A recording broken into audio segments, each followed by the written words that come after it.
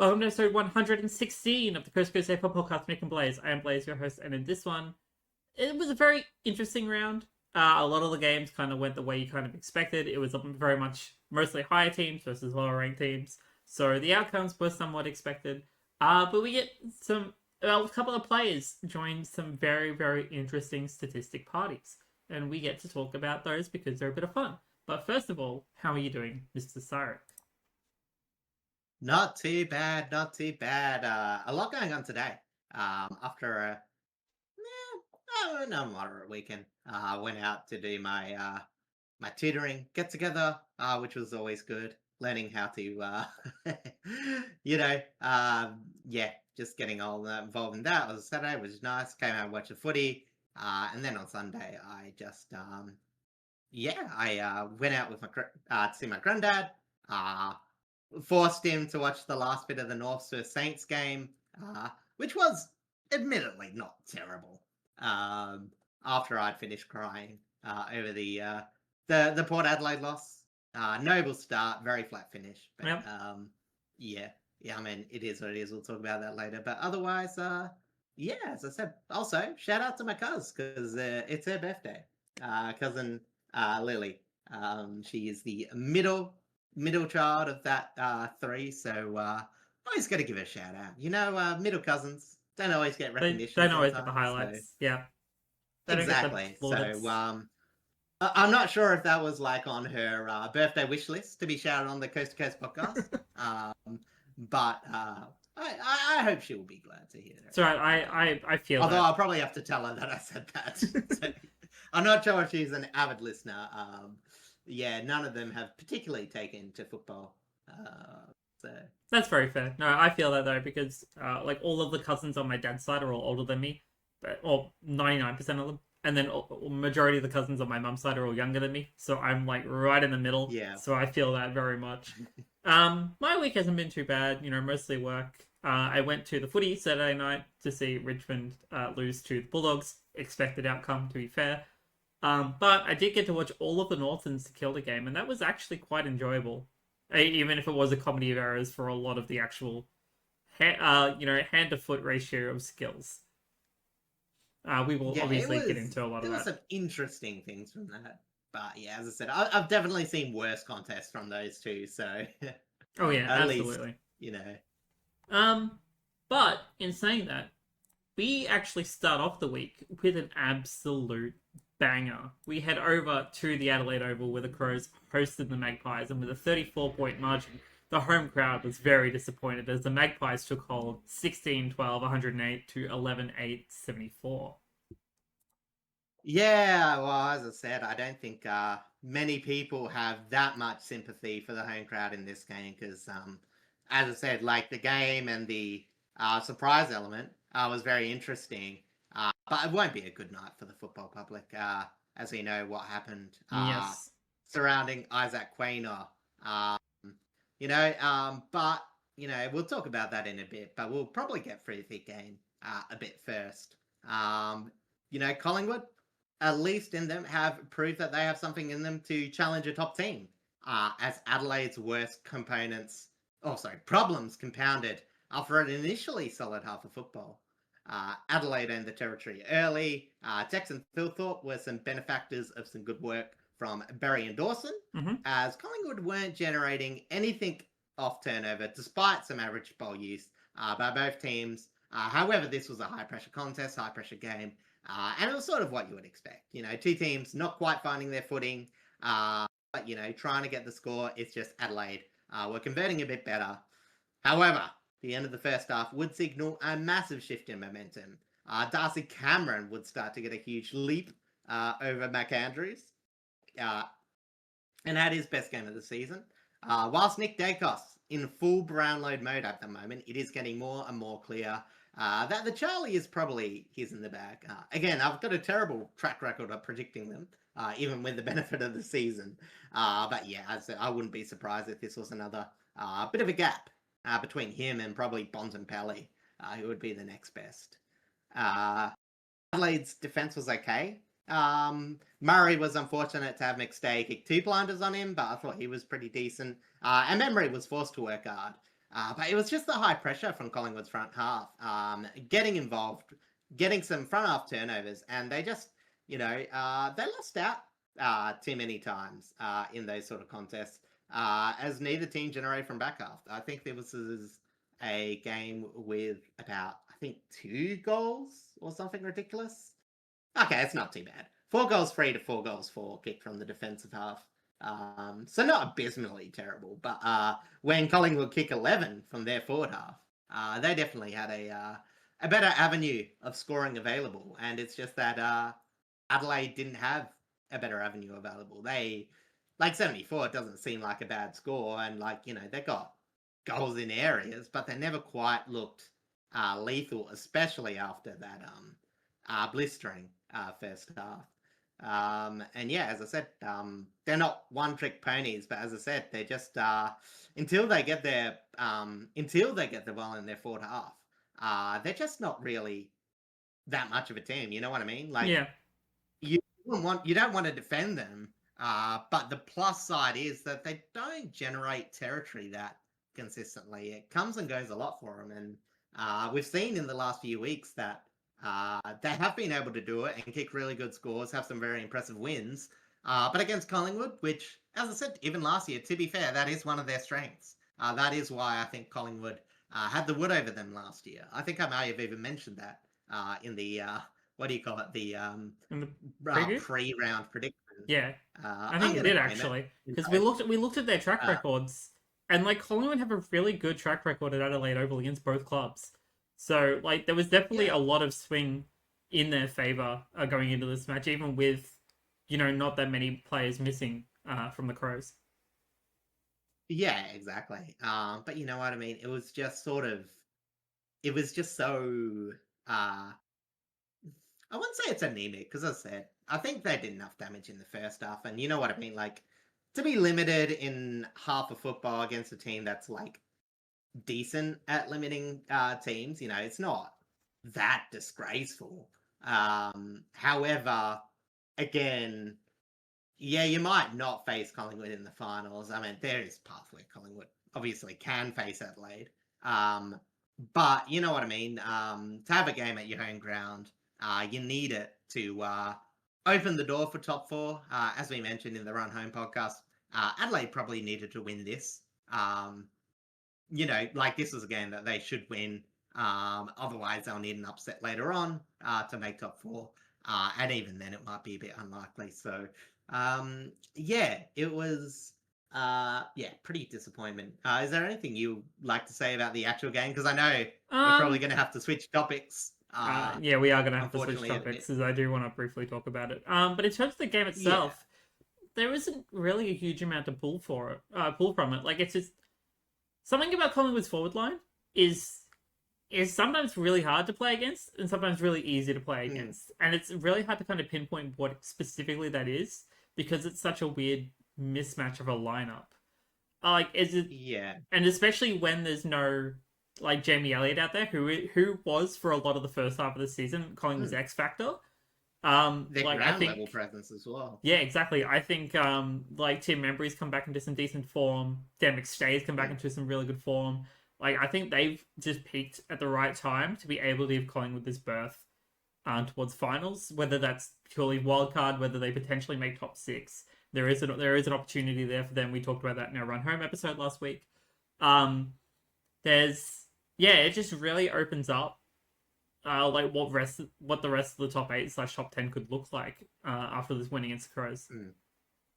I think one of the things I will say about Collingwood, and it's like you said, I think it is that ground level performance from players outside their sort of forward line, because I think teams, and it's so hard because as I said, it's one of those things where it makes a big difference. Where if you can prevent players like Angus Anderson getting the occasional goal, Lipinski is another one that's not technically a pure forward but likes to go out kick goals. Harvey Harrison is another one like that. When you put enough respect to those players, limit down, then you know what I mean. You're going from a, maybe not 16, but as I said, Geelong, 21 shots in general play, with their biggest quote unquote ground level player, probably not even playing as well. I mean, obviously, it's what do you call him?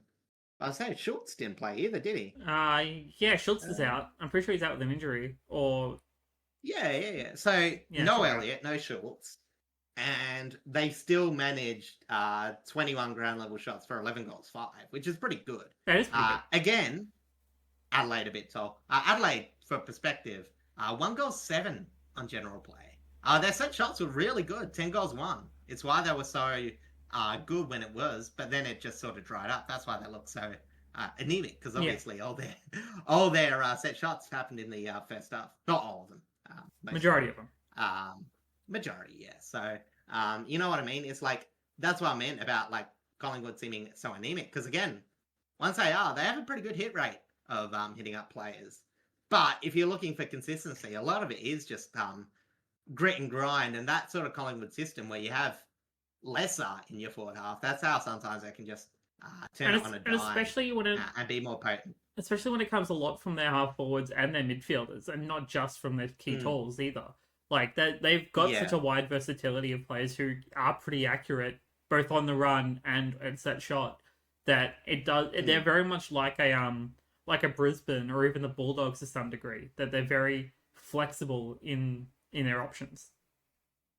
Yeah, exactly. Because again, like Bo McCreary isn't like one of them. Like where he is, you can put him deep and he'll like only score a goal or maybe 2 on a good day. But his tackling pressure will create opportunities for like 3 or more. Yeah. But then also we've seen him come up on the wing a bit more, and teams that are getting a bit of run on, he can chase down the ball carriers, like prevent someone like, I don't think he did this game, but like he would be able to like run down a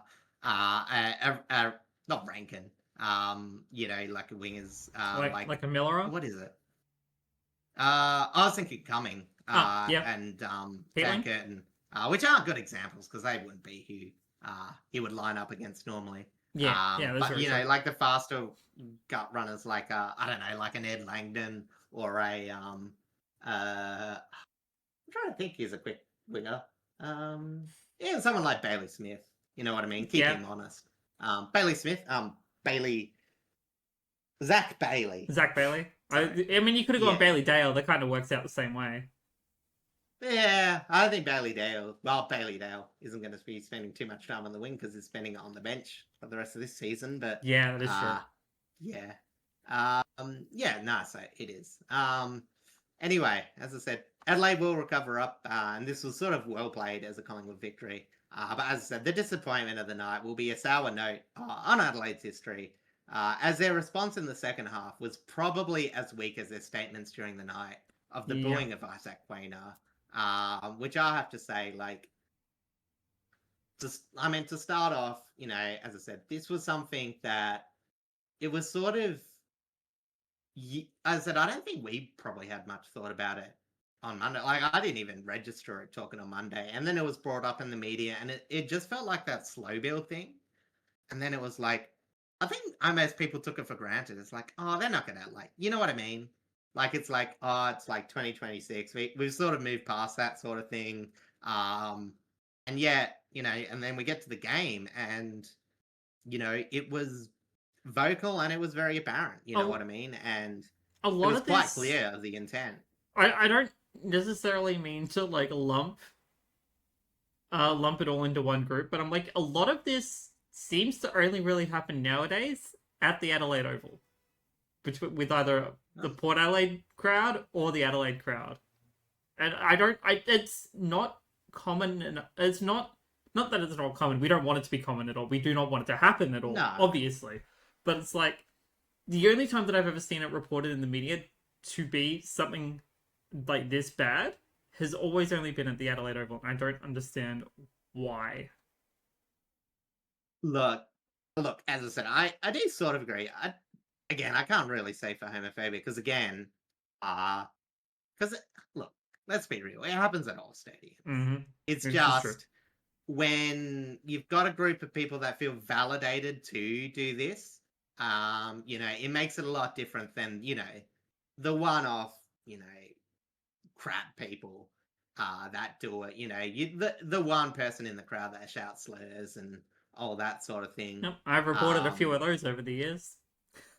Yeah, exactly. And I'll face up, like Port Adelaide and I think this is in like the late 2010s and all that, did have a bad run with, and I think at the time it was a lot of racial based incidents of crowd members towards players. But I think the difference between that, as I said, I was relatively happy with the way that Port Adelaide statement, like every time it happened, there was an acknowledgement of incident. There was a statement that this is unacceptable.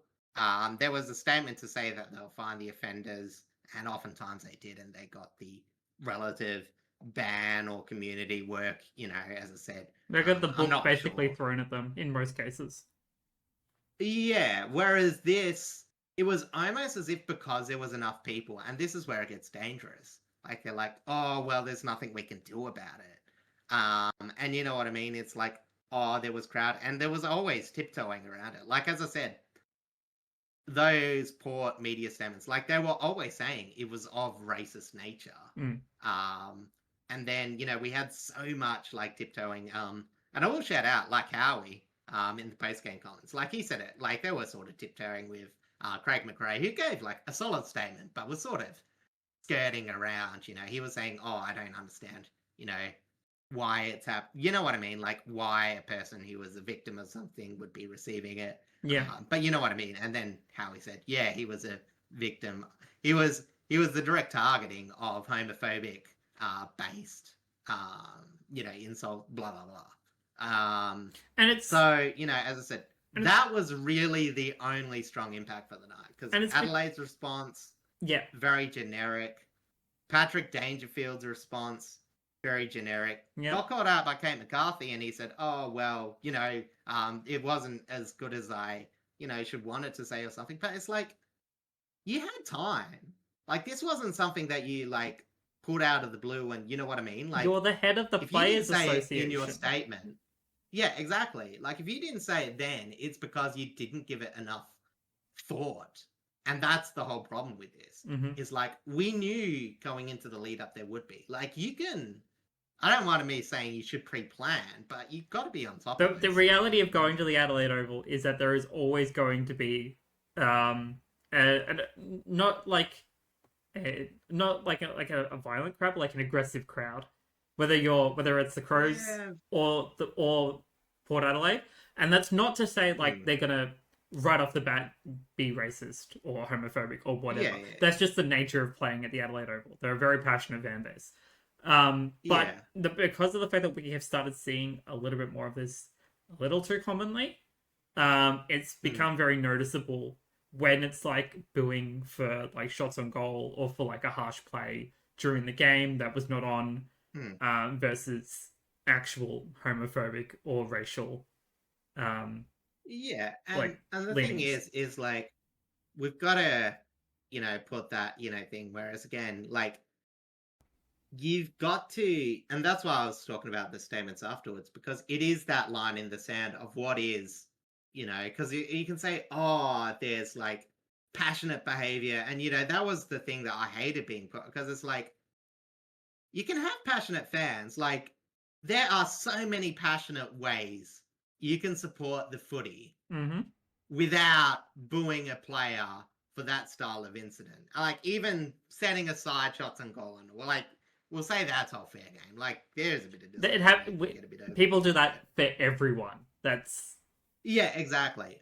But like, it is like, there is no amount of passion for the game that's like, okay, let's boo an opposition player who, again, was the target of a slur. That Isaac Rankin, like, even went ahead and, to his credit, did take steps to say, okay, this is wrong, make a proper apology, go to the diversity training, and, not, as I said, he didn't make himself a victim in that period of time.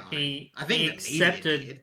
Media probably did, but he accepted what he had done and took the time to actually try and remedy that behavior. Yeah. And that's, Well, I mean, yeah. and whether that it works long term or whatever, that kind of still remains to be seen. There's still a little bit of animosity I mean, on it's field with still him, but steps. You know what I mean? yeah, Like, at least there was a process of something bad happened. Let's move forward in a way that both respects the victim and the person. And like for Rankin's side, I think you're as happy as he can be. Like maybe you don't forgive him. I don't think, people in the LGBT plus community need to forgive him. Like that's more of a personal thing. But at least, you set that self up for reconciliation. Whereas something like this, as I said, like I think and from what I've heard in the media landscape, like there's a lot of queer people that have supported football that were just exhausted over the weekend. And it took, something that's meant to be a release for all of us. And, when we talk about passionate fan base, like how can you say you're embracing of your passionate fan base if you're limiting who can be a part of that? You know what I mean? That isn't a welcoming and fun environment. That's just sport elitism, basically. And that becomes the night and day difference of the AFL and the AFLW. Because the AFLW really embrace the inclusivity. Again, they have a full round Pride round for one. Yeah. Whereas we're still limited to a singular game. That's late in the season. There's so many people. Yeah, and there's so many people in the AFLW that like I've talked to or I've overheard from people that are like, I like going to the AFLW because it's less like intense. It's still fun, you know what I mean? Like it's not like there's any less people going off their trolley when, someone kicks an insane goal or anything. But it's just a more positive environment. Yeah, and as I said, you can say all much about heated rivalries and, all that sort of stuff, but when it turns from, having fan bases pitted against each other to pitting people against each other, that's where it goes from, competition to probably the worst side of humanity. Yeah, it's like as much as obviously we want to try and grow the AFLW to be a bigger game than it currently is. The AFL is not really doing their job in that regard, if I'm honest. But the point of it is that like it is a lot more family friendly. It's a lot more inclusive. It's in some ways kind of the polar opposite of the men's. Yeah, and it's so weird to think about when it's the exact same sport. Yeah, like even the men's, like even price wise, like there's a huge barrier to entry because of the price. You know what I mean? And it just changes the sort of people that can go. And as I said, and I don't want to use this as an excuse, but you often hear it's like, oh, I have paid for the ticket, I'm entitled to. You know what I mean? It's like, I think people think like, just because the AFL is expensive, just because, there's a bit of effort to go to it, like all you're owed is a match of football. Correct. And that's delivered every week. All your money grants you is your ticket of entry. There's still terms and conditions you need to abide by when you're at the venues, when you're when you're even outside the venues because you're in front of a merch stand or whatever. There's it's just no different to naturally following the laws of society. Exactly. But essentially it's not on, and I don't know how much more the AFL really has to do to try and stamp stuff like this out of the game, because I don't think it's going to happen, because to be honest, Australia is an inherently racist country. I'm just going to put it out there. It's something I've thought about for years, and for a lot of people kind of agree. But the point of it is that it's not something that's going to go away quickly. It needs to be long-term solutions to try and kind of keep that out of the game. But I don't think the AFL is really going to try and put any work into that any more than they already have. Yeah, look, as I said, what I will say about this is oftentimes I find with Australia, like, Australia is a multicultural country that's never been led by multiculturalism. It's definitely been led by status quo sort of thinking. Yep. Like, to be fair, most countries in the world. And, that's where, as I said, we see the failed trickle down and the disconnect from, the wide, diverse groups that make up this country, and their abilities for some aspects to express themselves, versus when it comes to conventional society, like trying to go with the football without feeling uncomfortable. And we've sort of failed them on that regard. Exactly right. And and you notice a lot of those sorts of people who feel uncomfortable going to the men's games will go to the women's games instead, which is a positive thing in one light. But yeah, there's a lot more we could say on the matter, but I think it's time for us to move on. However, there is one more bit of news from this game with Braden Maynard going out with a knee concern. Not too sure of the severity. We'll find out more details when the injury lists come out tomorrow or today as a release. And that brings us to our big Friday night clash at the MCG. The Melbourne Demons hosted Geelong on the Hello Turf, and with a 20-point margin, Geelong did win out 18,917 to 14,1397. It's a very weird game where this was like easily match of the round, in my opinion. And it never really felt. Well, I mean, Geelong had control after halftime. Like, they never got too far out. But after halftime, they just felt like they had the game. And it was a rough night for a reasonable Melbourne side. Yeah. As I said, Geelong just kept Melbourne's defence on the hop as they scored 101 points off turnovers. 26% of their turnovers were turned into a score, which is just hard to deal with. Like, I don't think Melbourne... This reminded me like of a better but still painful version of their match against Freo earlier in the year, where they were doing the right things, but they were just turning the ball over in certain areas and undoing a lot of their good work. Obviously, in this, a lot of their better work got converted. But as I said, it was just, it was difficult. But it wasn't all smooth sailing by Geelong. In the first quarter, the stoppage work by Melbourne really kept the ball in Melbourne's forward half early. They were able to get territory for some excellent inside work. Players like, I think it was, who was the clearance winners? Sparrow was one of the bigger one. Jack Steele, again, not his highest tackling game, but he definitely had a lot of pressure. As I said, it's very interesting where, he's still got that ability to play a bit more ball hunting and a bit more defensive. It is very good for the Melbourne. They can sort of flip between the two, seemingly on a dime. And, as I said, they were able to capitalize that on a bit more. However, ball movement was king for Geelong. As the night was just about their fast, quick movement off intercepts. O'Sullivan, 12 intercepts, 5 being intercept marks and 6 score involvements, all whilst keeping Van Rooyen goalless and 2 4-score involvements himself. Honestly, probably, I didn't actually remember the coaches' votes, but probably an underrated performance of the night. I would actually say arguably one of the best on ground. Mullen as well did well to restrict Pickett. Yeah, it's sort of an okay game, but he was definitely in his own head dealing with the tag.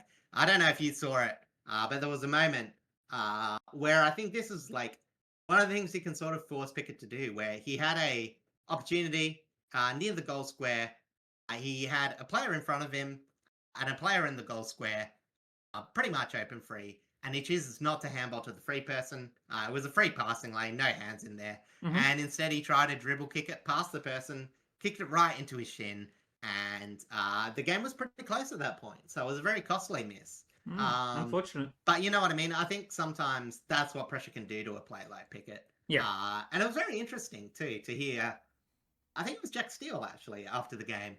I think he sort of lightly mentioned, you know what I mean? Like, it was because he was asked, what can you do to help Pickett in those situations? And he was pretty much just like, yeah, like, we do as much as a team to help each other and all that. But sometimes, like, as a leader, you just have to do some of that yourself. Yeah. And, you've got to make sure that what you're dealing with doesn't impact the team. And in return, sort of the team will always help you fill in the areas of what your opponents take away, which is like, it's a very nice whack. There was another whack given later in the wrap-ups that we'll talk about. That wasn't as nice. But I think that was a very mature and It's a solid response by Steve. it's a very measured response, and I think a lot of that comes from his experience as a captain. So he very much understands like sort of the way the media ask questions and like how to approach sort of those sorts of questions with dignified responses, I guess would be the term I was looking for. You did mention the coaches' votes. So I just want to quickly go through them because I think it is actually kind of important. Connor O'Sullivan got 9 votes. Harrison Petty 6, Shannon Neal 6, Sean Manor 3, Ocean Mullen 3, Tom Stewart 2, and Jack Steele 1. Okay, the coaches agree with me. It's a surprise. Yeah. Oh, but like talking about Harrison Petty, I'll put this forward since you mentioned it. He was not quelled by the Cats. He scored 4-1, and he's just proving. And I think, as I said, I just want to talk about it a little bit because he's so underrated because he's a player that looks older than he actually is. So he's like 4 goals, 1's like, sure, he had a bad year as a forward like a couple of years ago. Like it didn't quite work. Melbourne was struggling in the forward line.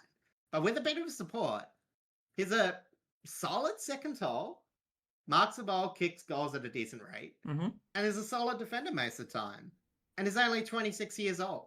Like, I actually think like Petty is now a player that I think people should be putting a bit more respect to. I think is above where most 26-year-olds would be. Like, he's not an A-grader. I don't think he'll ever be an A-grader, but like he was also like a pick 20-odd. I give him a high B. Like he's right at the age where talls start to properly mature and like really find their place in the system. And like the fact that he's like producing some pretty decent football despite not being like everyone's first choice for a second tall. Like is going really well. And it really does help like diversify Melbourne's options, especially when he can also go into defence if need be.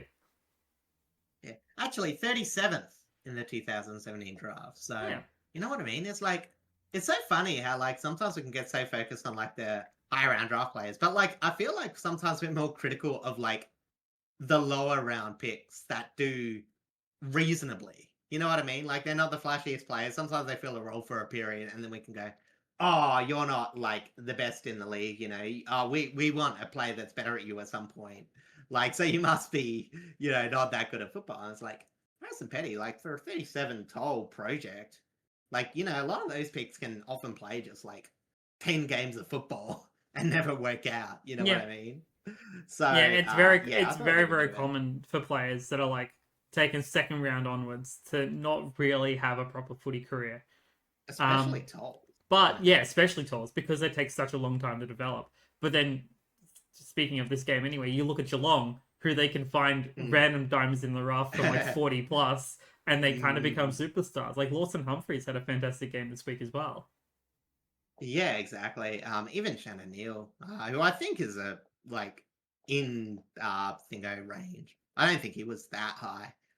But yeah, as I said, so a lot of really good players, and Tanner Bruin as well is another player that as I said, obviously had a year out of the system which he wouldn't have wanted, but you know what I mean, like cheap pickup. A lot of people are just like, oh, he's an okay role player and has a very solid night out. So what I mean. So pick 33 in the 2020 draft, Shannon Neal. Yeah, exactly. So, only 4 spots earlier than Petty. So, the last thing I do want to say, Melbourne did have the Gawn advantage, 19 centre clearances, and their centre unit was both winning with the ball and during it well. As I said, it was just the Geelong's defence. Melbourne's forward line, again, just weren't quite influencing the game, and it was really only Harrison Petty that did, have that really big game. Fred got 3. Ed Langdon apparently got 3. A couple of those coming in junk time. I think something happened and I didn't watch the end of the game. Maybe I just got bored. Oh, I don't think it was that. I think I got distracted by something. But yeah. I mean, the derby was on, even though it was a dour derby. But Oh, it was the derby. I had to watch that instead. Oh yeah, you live in WA. It's mandatory. I'm pretty sure I watched some of this game, but I don't remember all of it. But that's why I must have only watched the middle section.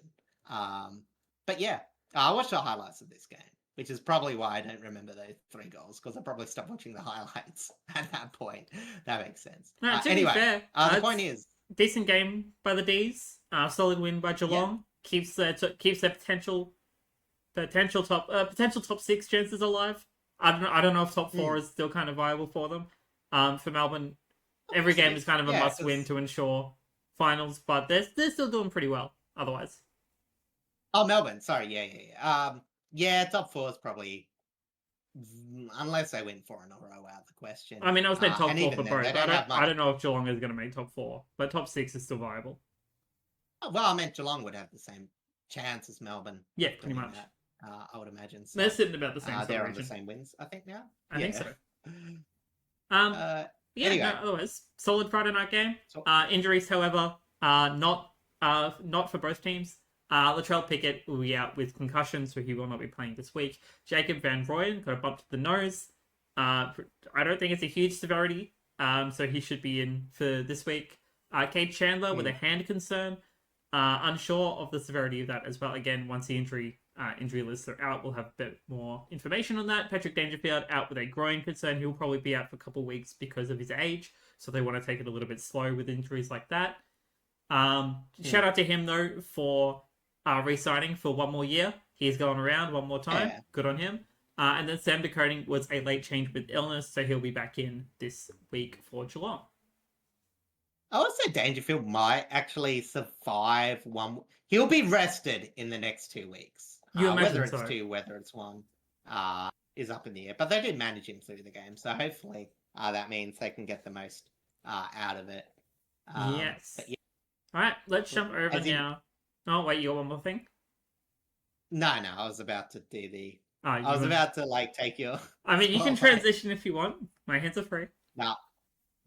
No? All right. I'll give it to the Victorians. Vics always want to take centre stage. Vic bias. You know this. I am actually going to take the Vic bias on this one. We're heading out to the West now, where the Western Derby happened once again. Fremantle hosting the West Coast Eagles this time around, and with a 70-point margin. It was never going to be any other way, as much as it would have been funny. Freo did win 16-16, 112 to 6-6, 42. Yeah, as I said, there was a class between these 2 teams.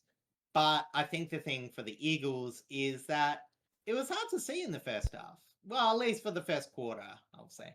Early capitalisation and a big attack on ball carrier meant that the Eagles did start off the derby with a bit of vim. Marcus Herbert, Reid, Kelly, Tom Cole all got off to really good starts. I do appreciate their endeavour early on. Freo didn't help their cause by missing some shots, despite having possession time and field time in the game. The first quarter... Oh man, the Freo still had possession, but the Eagles looked more in it. Mm-hmm. Whereas the second quarter, the Eagles didn't look as in it. It's just Freo sort of missed, and the Eagles, when they had their few opportunities, did kick goals. But however, once Amos got involved, it was good night nurse. The Eagles' efficient attack got less and less entries to work with, and their midfield was getting more and more outclassed. The Eagles could not keep the ball in their forward half. Forward half pressure was pretty abysmal, with only 3 points being scored from the front half. And it didn't help that the Eagles forwards were a very minor impact. By that I meant the top forwards. Moose absolutely shut down Waterman. That's Alex Pearce. Yes. And my other nickname defender, Ghostface, Tom McDonald, shut down Shanahan. It was a night game, so Tom McDonald was allowed to play. Obviously, when it's too sunny, they do unfortunately have to reserve him. But talking about depth, Corey Wagner, for those who don't know, he is different to Carl Warner. Wagner and Warner, 2 different people, and he's slotted back in. Pretty fine on the wing, replacing O'Meara. Mm-hmm. And it's as solid a sign you can get, because O'Driscoll got a couple of nice goals and was pretty good on the wing. And, it's one of those... It's one of those great signs when you're going into a final series when your depth players it's, as a team, you're it's really going to be good, but there's going to be someone playing some decent football that's not going to be able to get a game during the final series. But at least that they're in the reserves. Yeah. You know what I mean? Well, that's the upsides and the downsides of having such a healthy list. Is that like you're going to have a lot of AFL listed players kind of stuck in the waffle, just trying to vie for Yeah. an opportunity. And it's like, Sam Sturt is your one major injury for the year, and he's, arguably probably not going to get a game with the way Freo's forward line is still functioning at the moment. We'll go into positives for the Eagles again. BJ Williams did really good to keep Jackson to only dominating in the last quarter, in the sort of junk time portion of the game. But on the I guess also on the flip side, with a game high 9 hitouts to advantage, Mason Cox actually had the best ruck game of his year and probably the night. He was surprisingly really good in the centre. Not only his forward ruck work has been good, and that's because he's able to either pick out the ball himself or is very good at hitting to an open player, but is always a bit more of a risk in the middle. But he seemed to be hitting him up a lot better. So shout out to Mason Cox. All in all, it was an ugly last half of the Eagles. Very much outmasked. 1 goal for the entire half, and a nasty, freakish, unlucky gash to Frankau's knee. Summed up the night for the Eagles as they were cut open in the last half. I probably should have put that before, but Rhett Bazzo, in terms of the positives, legit kept Tracy Whisper quiet. We always got to have a Rhett Bazzo report. We do. We have to now. Put it in. And then I was like, what did Rhett Bazzo do? So, as I said, I will say for the Eagles, 2 goals going from Tracy and Voss, when we were talking about beforehand, that's a win. I know Amos kicked 7 or whatever, but as I said, there was going to have to be something. Yeah, and that's the upside and the downsides of 5 goals, contending with teams that have 3-pronged holes. Is that you can shut down 1 or 2 of them, but it means the third one is likely going to be let loose. And that's pretty much what happened this week. Voss, Voss has had a couple of hit and miss games here and there throughout the season. Tracy's normally the one that's very consistent. So shutting down Tracy is normally the primary objective when it comes to those 3 tolls. But Jai Amos having one of his best games when he's let loose, when he's able to be let loose, is always so good to see for such a young forward. I will actually say, I was I was even more impressed with Bazza because again, it was a run with up the ground as well. Because normally it's hard to do both, shut down Tracy's distribution when he runs up, and keep him a quiet threat down forward. Whereas Voss did get involved a bit more. I'm not saying they should play better on him, but as I said, when you're putting Brock on him, you know what I mean. Keeping him your options are kind of limited. Yeah. Yeah, exactly. Voss made the most of it. I do want to give him a lot of credit for still getting involved in the game. But as I said, Jai Amos on. Yeah, Tyler Young. It's been a rough season. Like I said, we've said enough about Tyler Young. I feel a bit bad at this point. But as I said, I think at the end of the day, as I said, I think that they need someone. As I said, at least one of Gibney or Edwards to come back before they're quelling an attack like Freo. I will say also too, it's worth shouting out Murphy Reid was the winner of the Ross Glendinning medal. Nice. Very good. I don't know whether it was a minor surprise. I thought he was very good, but he was mainly good in the last half. I actually think Matthew Johnson, when the game was sort of in the balance, he was doing a lot of tough work. Finished with 29 disposals, 7 clearances, 11 contested possessions. And I actually think, maybe I wouldn't have said he's got it for sure. Obviously, Giant is kicking 5 goals, puts him in contention too. All 3 would have been worthy winners. But yeah, I was a bit surprised Murphy got the rub of the green. But again, good enough game where it's not that big a deal. You know what I mean? Yeah. I'm pretty sure it's no one's gonna look back and say, "Oh, someone was robbed." It's like a non-committal award, kinda. It's in a win like this, there was always going to be multiple worthy winners. I don't think anyone was really going to be robbed of a Derby medal. Yeah, exactly. So yeah, as I said, Fremantle, very even performance. Again, what the dangerous thing about them is even when they do not look 100% at sometimes, they've always been able to get a game on their own terms. Sans obviously that GWS loss, but again, in a season of football, you do eventually lose games.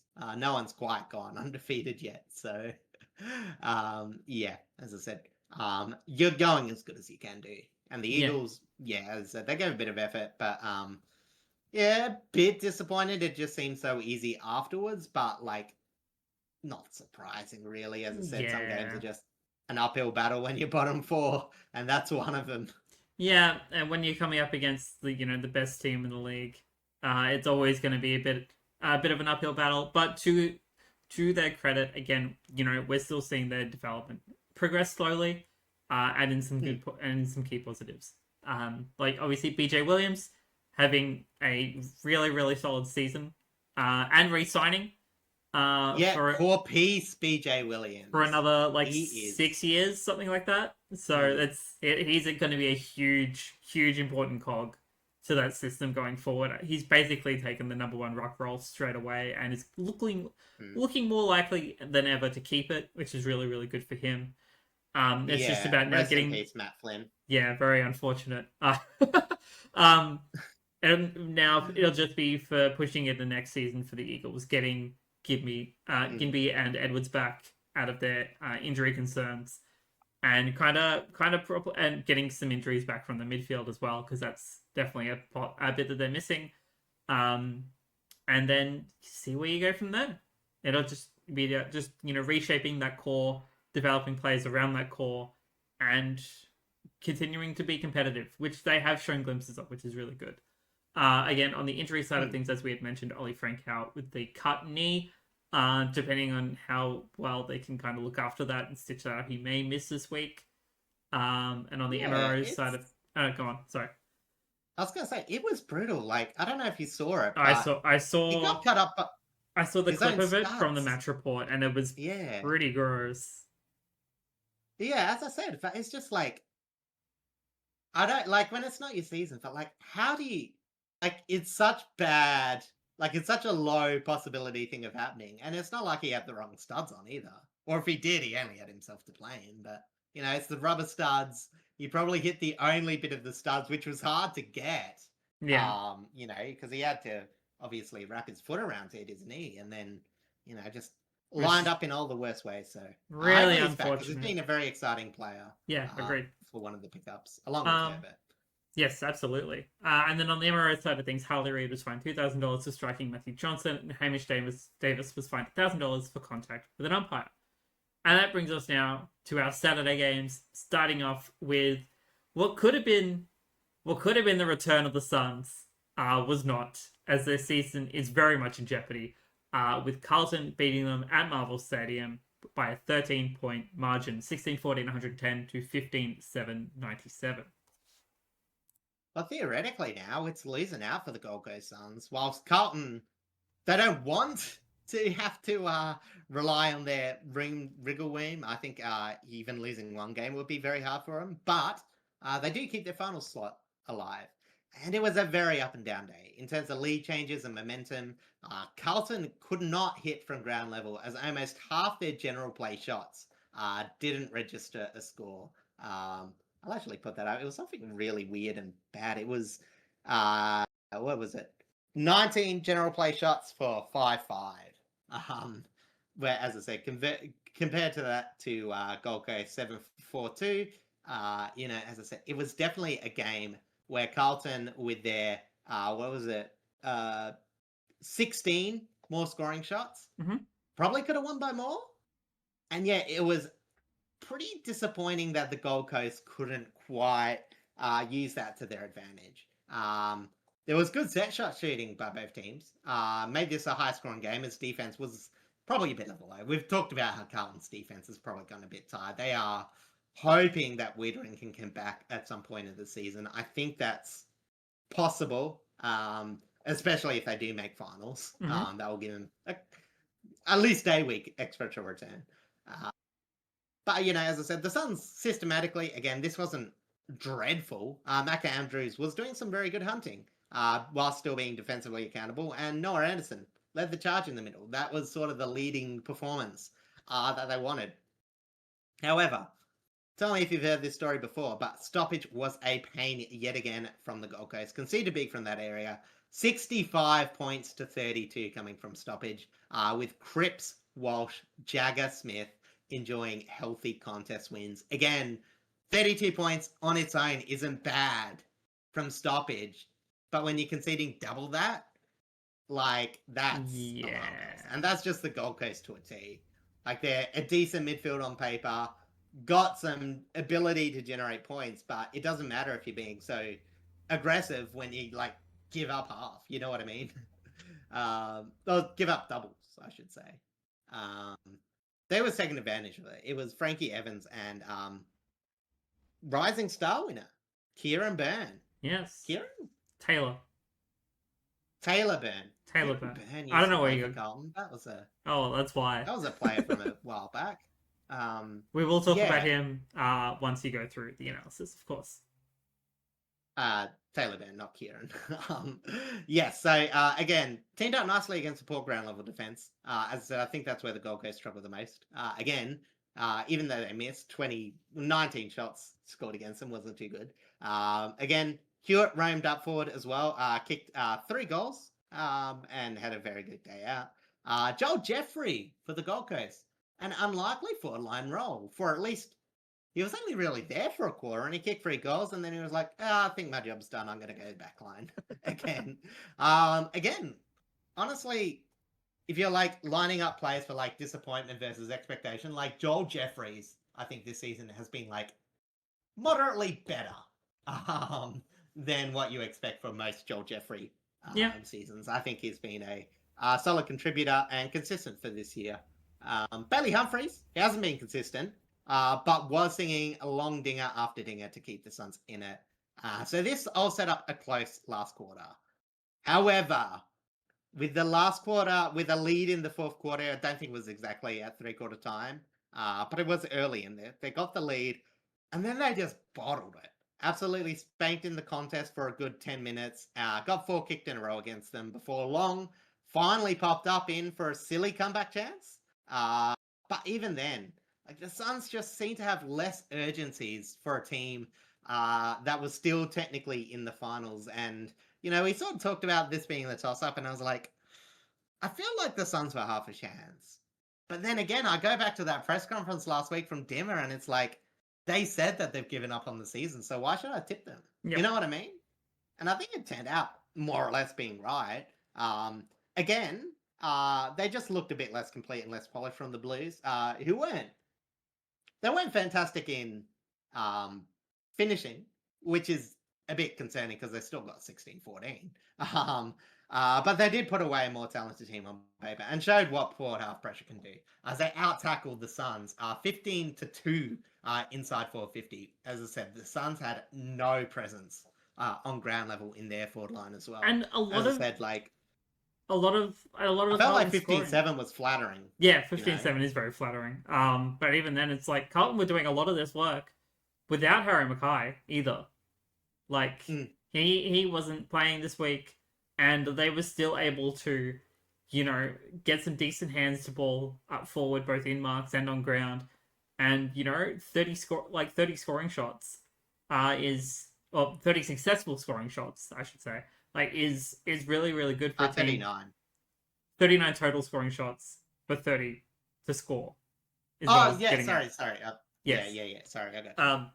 It's like, is really, really successful in the fact that, like, it shows that Carlton's forward line and their midfielders, of course, have become a lot more adaptive to playing without their key tools. Again, obviously, last season, they had a lot of issues both with Mackay and Quaynor out for long stints. And with no Mackay out in this game, it really just highlighted that their smalls and their mid-sized forwards can play tall, and it opened up a lot more offensive capabilities that we have seen in this Josh Fraser era so far, that we haven't really seen too much of prior to that. Yeah, exactly, because I think Carlton were pretty much, like, if you were to tip in the last 2 to 3 years, like, completely stands this year, of, like, depth players not contributing, like, Carlton would be one of the teams that's up there. Unfortunately, Gold Coast would be too. Gold Coast would be now, especially. Yeah, exactly. But, like, as I said, they're starting to get way better production out of these players. And even, like, And the thing is, like, Lewis Young, for example, like, only 1 goal to, could have had a bit of night. But, like, it wasn't 1-2 and no possessions whatsoever. Like, he got involved in the play, does a bit more. Wade Dirksen, had his hands full, not quite, beaten a couple of times defensively, but was still able to get involved on the rebound a tiny bit more. Even though he got beaten a few times, he still got involved in other areas. So you know what I mean? Cottrell as well, not his best disposal night, but in terms of being able to move the ball forward, doing what he needs to on the wing, even though he wasn't the cleanest, because there were other people around him, that didn't matter so much. As I said, Matthew Cottrell could have been a night where he was kicking to a forward line. They just, pumped the ball straight out. But in that, a day like today, the meterage was important enough, and you convert from that. And that's how you get consistent performances. And that's how you turn from like a team that's just so wishy-washy to a team that, you have, maybe not complete bankability. I mean, it is still Carlton. And again, Gold Coast don't have much defensive pressure to them. I think a stronger constrictive team definitely could have kept Carlton below 110. But you think against a defensive team, like they might have scored like 70 to 80 and been like half a chance in it. Yeah, you would have thought so, but yeah, well, in like a performance, that's sometimes how I like, when you got two teams that are like struggling in certain areas and they don't look. It's like, how do I feel like if they played like a really good team? And Carlton like would have been half competitive, and I don't think the Gold Coast would. I think they would have gone even worse, even though on paper they were theoretically closer. Yeah. But again, I promised the loyal listeners I wouldn't rag too much about the Gold Coast as I have the last few weeks, so I'll probably leave it there. Yeah, we've definitely spoken at length about the Suns on multiple occasions. I mean, over the past month or so. I'm lucky Dimmer doesn't live in the same state as me. Otherwise, he might be hunting me down. Yes. Yeah. Anyway, on the injury side of things, Nick Newman went out with a hamstring concern. I believe it's only minor, but we'll have more confirmation on that when the injury lists are out.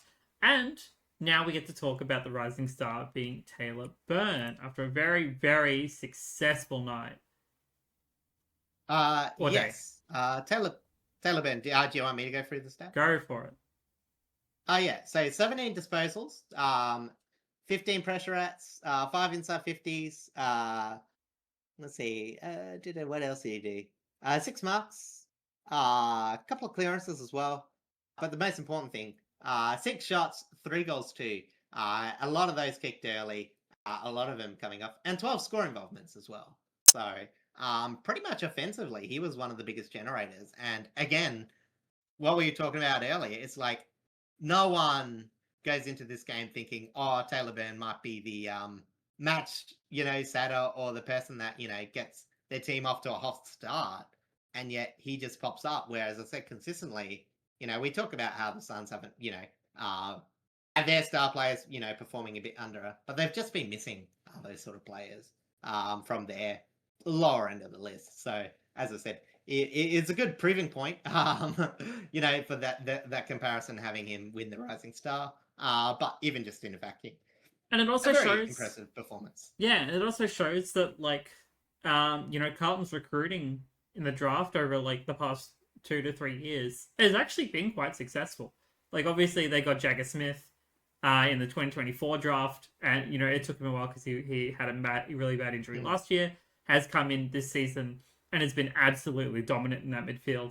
Harry Dean down in defence has been one of the most important defenders that they've had in that backline for some time, apart from Wiedering, of course, and obviously with Nick Haynes and Silvani before he went to St Kilda. And now they've got a fantastic star up and coming in Taylor Byrne, who's really, I imagine, learning a lot from the slightly more veteran forwards up there, as well as Mackay, and he's got a good system around him, and we're really starting to see 11 games from pick 45 from Carlton, no less. Again, Carlton have struggled to use their top round draft picks, let alone their mid. So huge win there early. Again, who knows if this continues on to the future, but definitely some bright sparks. Absolutely. And, yes, we've said they've got a few players in the wing that have been higher draft picks that haven't been able to get in the side, but I think it's good that this might just be because there is better value from other players and that there's healthy competition. I generally think that, like looking back at some of these, like the 2025, 24, and even 23 draft, a lot of the picks that went for a lot of the players that went for picks that are a lot lower, like in round 2 and even round 3, like have really started to stand out and develop into a lot more interesting footballers than some of the picks that have come from those top rounds, which is really interesting to see. Hindsight is 2020, but it's really interesting. I think it's like the sort of thing where I do think there's a clear advantage for Academy, and I don't think they'll make me think any differently. I do agree. But again, that's why I keep on saying a good system means that difference doesn't matter as much. Now, again, when you've got both an academy players going into a good system, that's when it gets a bit more different. As I said, obviously Brisbane being the best example, or the Dacosses going to Collingwood. Yes. However, you know what I mean? It's you can't just say, oh, I've got, some really good picks. Even if Bo Adenasaur had a pretty fine game. But, that's not going to make the difference in the slice of cheese when, you know what I mean? You're not going that well. You know what I mean? Yeah.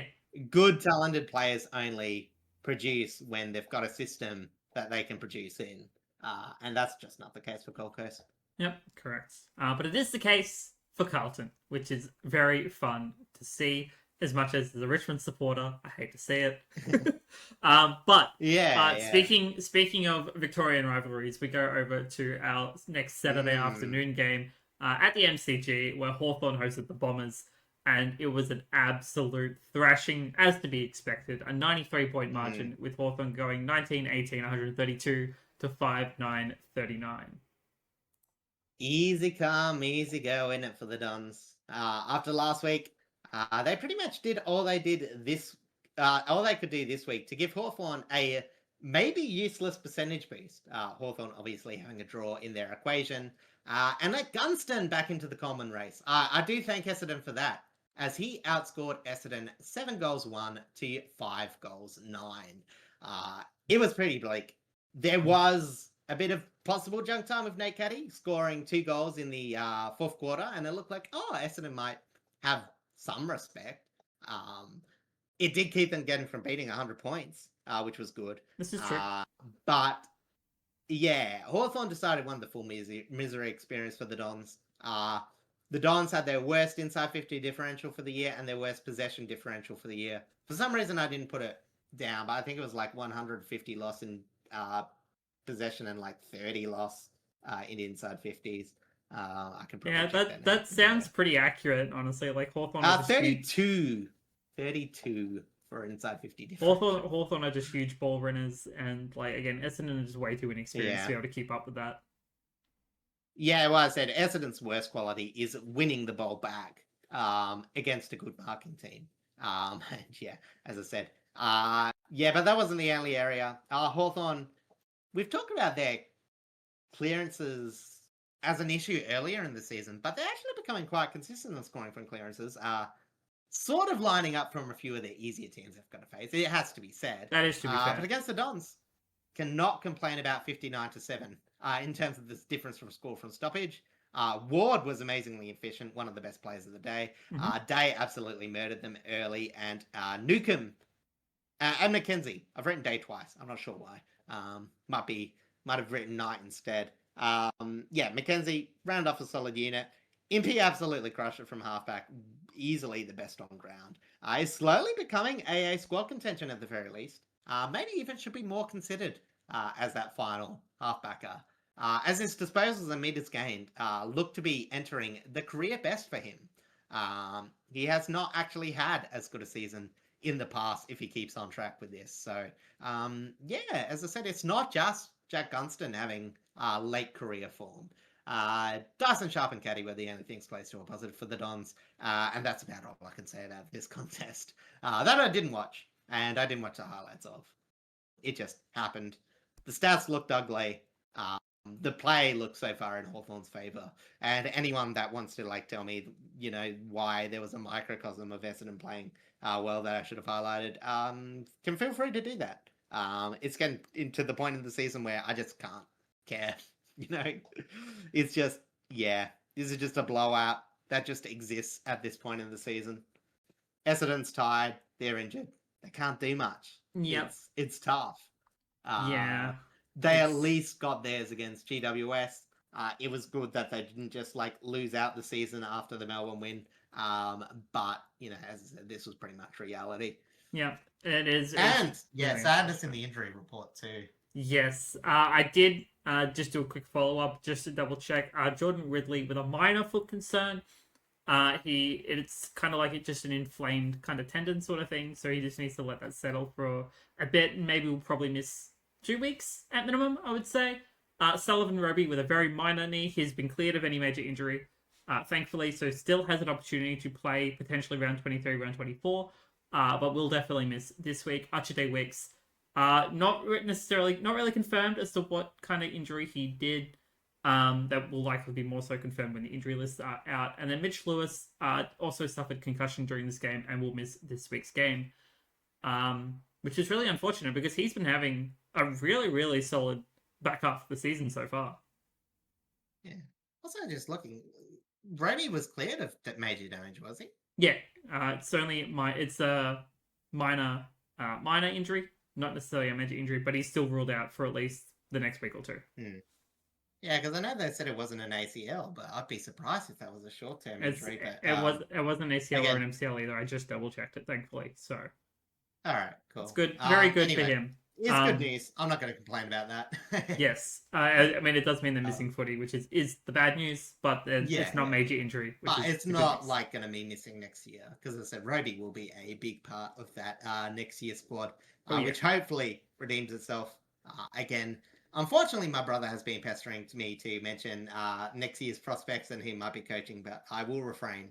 There's plenty of time and plenty of media outlets that will talk about that. Yeah, I haven't even given it much thought, just because of the fact that I don't even know who would be interested at this point. I'm pretty sure, assistant coaches that we've seen that kind of are in the mix for either this job or the Carlton job prefer the Carlton job. So does Carlton have hope? Carlton have hope. Carlton have a board that isn't as bad as Essendon's, I guess. Amazing to say. Which, considering their history. Yeah. But no, it's not looking good for the Dons. Whilst they do have some really good kids up and coming, as we've seen, it's going to take a lot for them to kind of dig themselves out of this hole. On the MRO side of things, Sam Durham and Cam McKenzie will both find $1,000 each for contact with an umpire.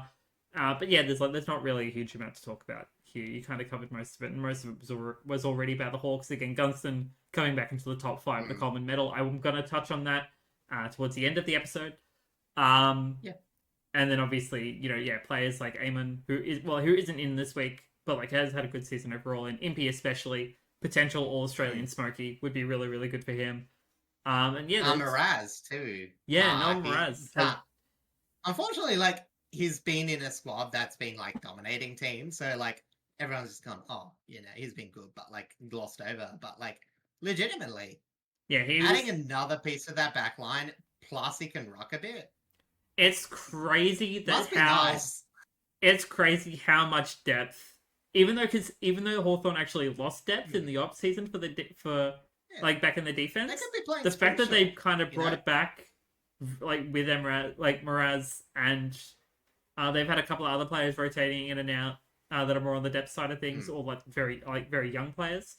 It is one of the best defenses in the league to watch, and I really enjoy that. Yeah. All right. Right. We shall go to the Battle of the Bridge. Yes. As unfortunately, despite I was going to say, for a pretty cold place, the Giants put on a cold performance. This game was over by halftime, despite the best efforts of one Stefan Canelio. The old Italian man, as per many Italian men in the competition. They give it their all, but it is not enough. Again, a 51-point margin, 21-13, 139 to 13-10, 88. It was it was a clearance game for the most of it. Yeah.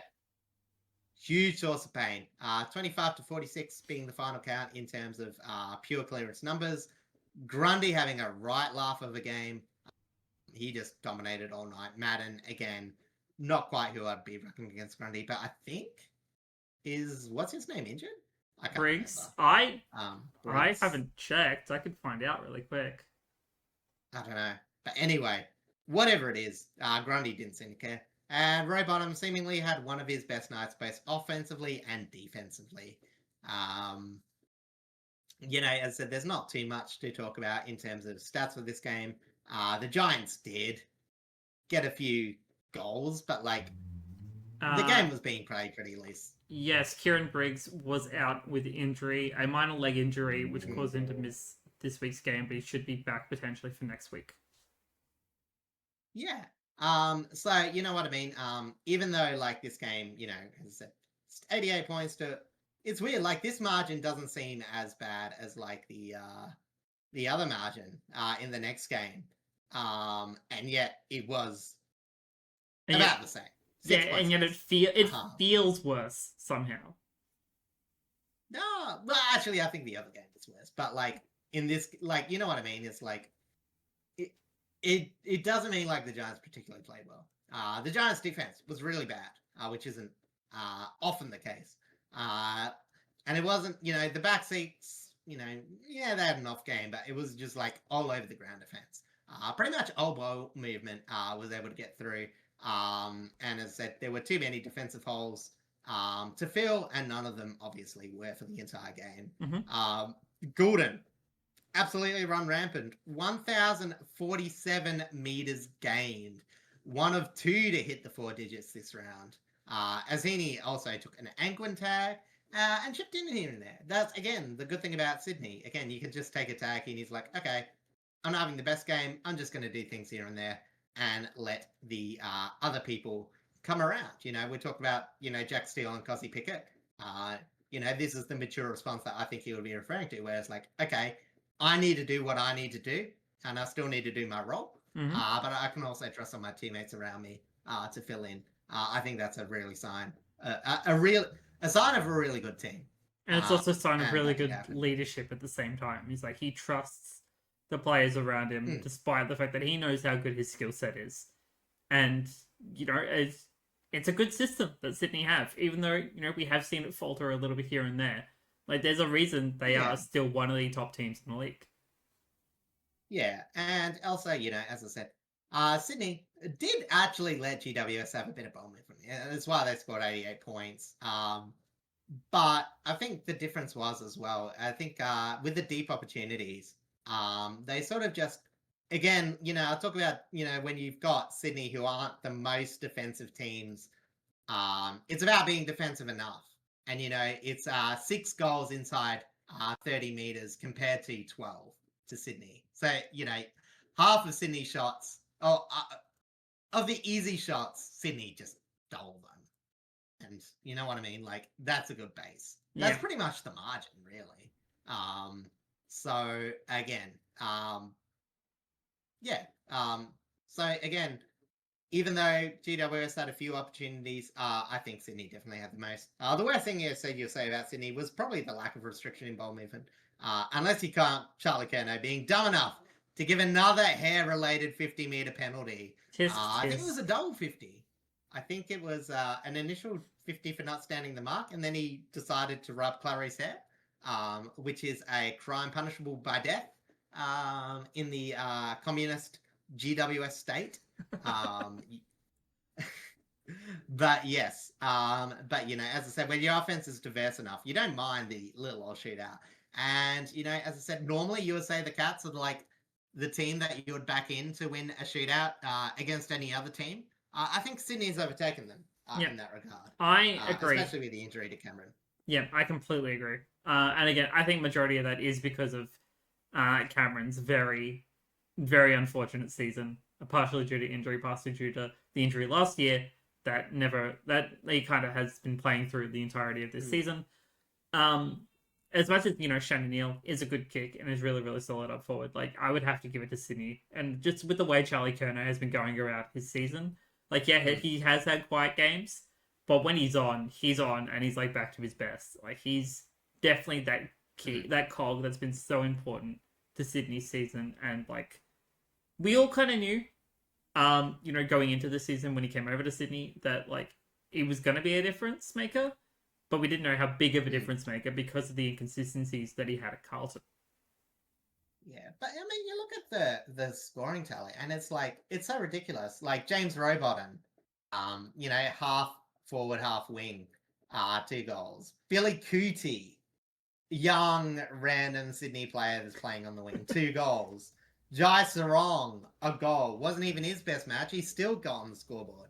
Braden Campbell. Not only did he get on the scoreboard, he had some pretty good possessions.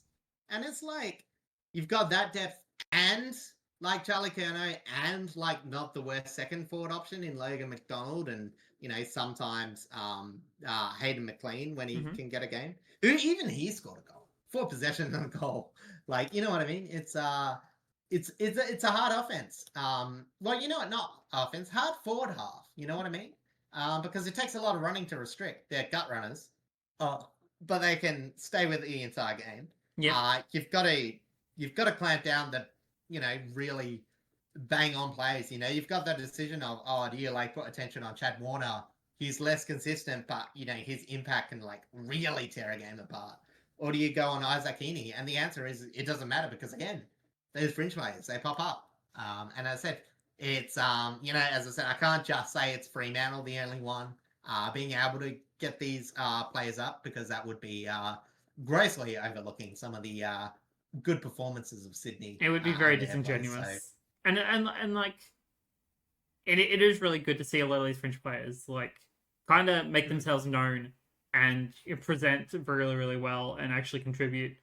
But like we got to give a lot of credit to Sydney's veterans as well, especially their midfield ones. Again, we've already talked about Heaney. Goulden, obviously coming back from his injury, has had a huge impact as he always does.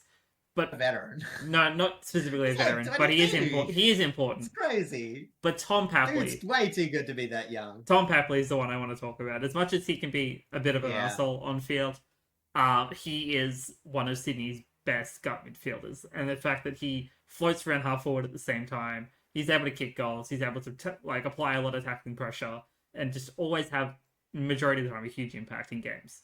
Like, despite the fact that he's been in and out with injury, he's been in some really consistent form since coming back. Yeah, exactly. And as I said, to GWS's credit, like from the bits I looked, like they didn't look like they weren't trying. Like I said, I think this was a bit outclassed. However, again, with the injuries and all that, as I said, it did feel like there was only, maybe not only so much we can do. Like I said, they've got the potential to play some really good football. It's sometimes frustrating to see them not, but then it's like, well, is there inconsistency just because, as I said, they're forced to play Nick Madden, Jack O, Connor Stone, who's probably no one's real first pick, of players. Like, no offense to them, but, it's just when they're fully healthy, you would expect other players to take their spots.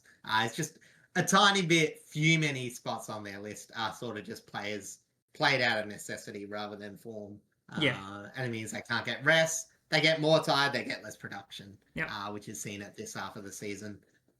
Yeah, that is the upsides and the downsides to fielding a lot of young players in a long season. We're going to be talking about that soon, unfortunately. Yes. But before that, there was a minor injury to Finn Callahan with an ankle.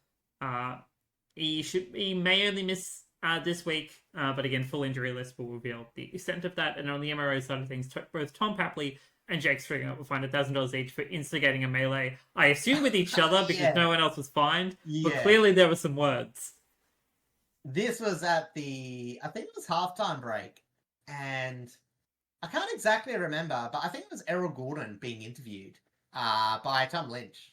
No, Alistair Lynch. Alistair Lynch. Not Tom Lynch. Yes. Would be a bit weird considering it was playing across the... it could have been the retired Tom Lynch who played at Adelaide. Who knows? Could be.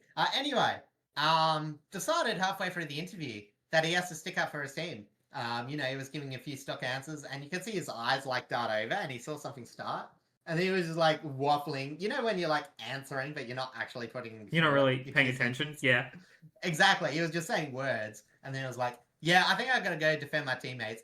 Sorry about this. I gotta nip off." And then Alistair Lynch was like, "Go on, son. It's what I would have done." it is what he would have done. He came from a Brisbane era that was just full of aggression. He was a bit of a thug back in the day. Again, I'm so thankful. He's got to be so thankful they never collected Daryl Wakeland. That could have been a lot worse. That could have been a lot worse. But again, is sort of a player that, that's in his DNA. So it was sort of fitting that he was the person that he ditched to jump in there. But again, those were the only teams that did it. All the others were very fortunate that, the rest was sort of a pretend fight. Really. It was just a bunch of players getting around each other. Yeah, really, that's for most of it. The tensions do often flare against these two teams, but it often doesn't really result in much. Which is probably a good thing in the be-all and end-all. All right. Yeah. Let's head down now to our Saturday night game at Marvel Stadium where the Bulldogs hosted the Tigers. I was in the crowd for this. I've been trying to be more boots on ground. It's been a good time to actually be at the footy. Hasn't been a good time to see the results. With a 57-point margin, the Dogs obviously won out 15-15, 105 to 7-6, 48. Yeah, the Tigers were in it in the first quarter, but it always felt like it was just really due to some way we're kicking for the Dogs. It's very on trend for us this season. You'd be decent in the first quarter, be pretty good in the fourth quarter, but there's just nothing in the middle. Yeah, exactly. But yeah, as I said, it was a bit of a battle. We've not too much upside for the Tigers. One of the upsides being Luston returned to a bit of form. I don't know specifically defensively if he was still good, but he was at least finding some rebounding form.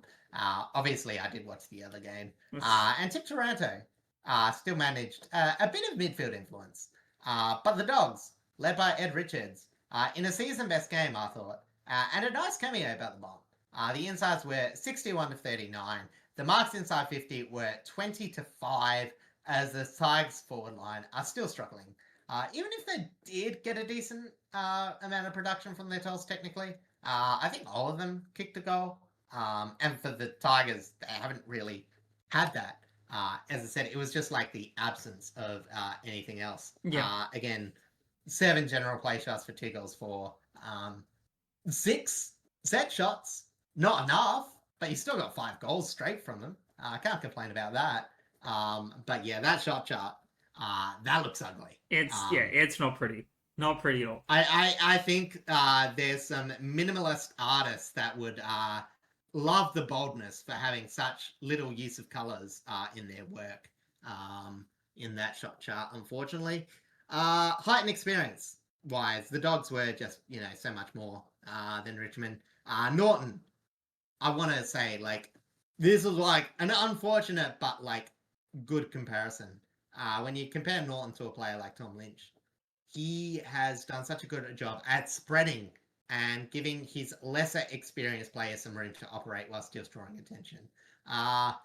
There's been times where Tom Lynch can do that, but sometimes I feel like Tom Lynch sometimes tries to get his own game going, rather than do what's best for the teams in terms of leads and scoring patterns. And again, that just might be a coaching issue. Maybe he's just not had good instruction. I'm not going to put all on him.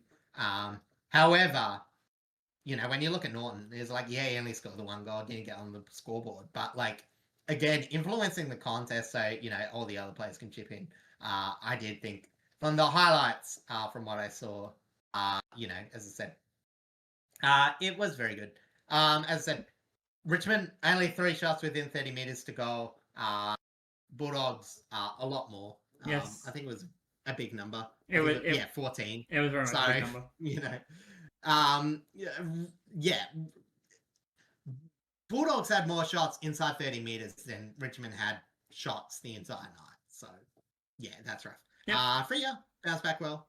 Bramble had a really good game. So will Caulfield. They all apparently dominated the half-back line.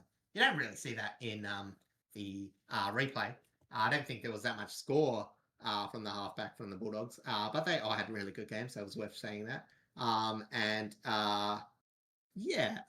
That's pretty much it. Got a lot of intercept pressure. Did really well. But again, Richmond, not the best ball use team. So, the option of intercept is always there when you're facing them. Just made it a bit too easy. I do think there were definitely some players who still had a decent game. Again, Nick Floston, it was good to see him actually hit some good form this time around. I thought not Ben Miller, who was playing on... I can't remember who was playing on Norton. Tom Brown? Might have been Tom Browd. Brownie had a good game. I think he did a decent job off halfback. Kai Anand as well also did some decent work. In terms of the midfield, Taranto had a decent game. Of course, I think Prestia was alright. Jack Ross had a really solid game. And then forward line work, there wasn't really much to talk about. But I did really enjoy watching Lafau do a lot of the hard hitting body work that we'd seen him do over the past couple of weeks. I think that adds a little bit of versatility in terms of pressure in our forward game.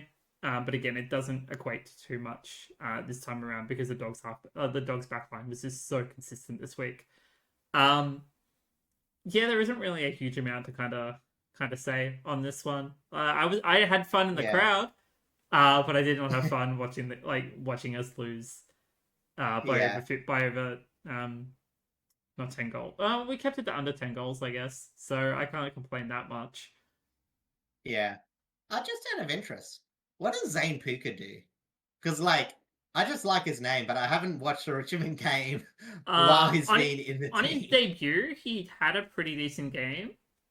But in this one, I honestly couldn't tell you. No, I meant more where has he played, not just his existence. He's a midfielder. I don't know if he's inside or outside. But I'm pretty sure he's a midfielder. Yeah. Okay. There he is.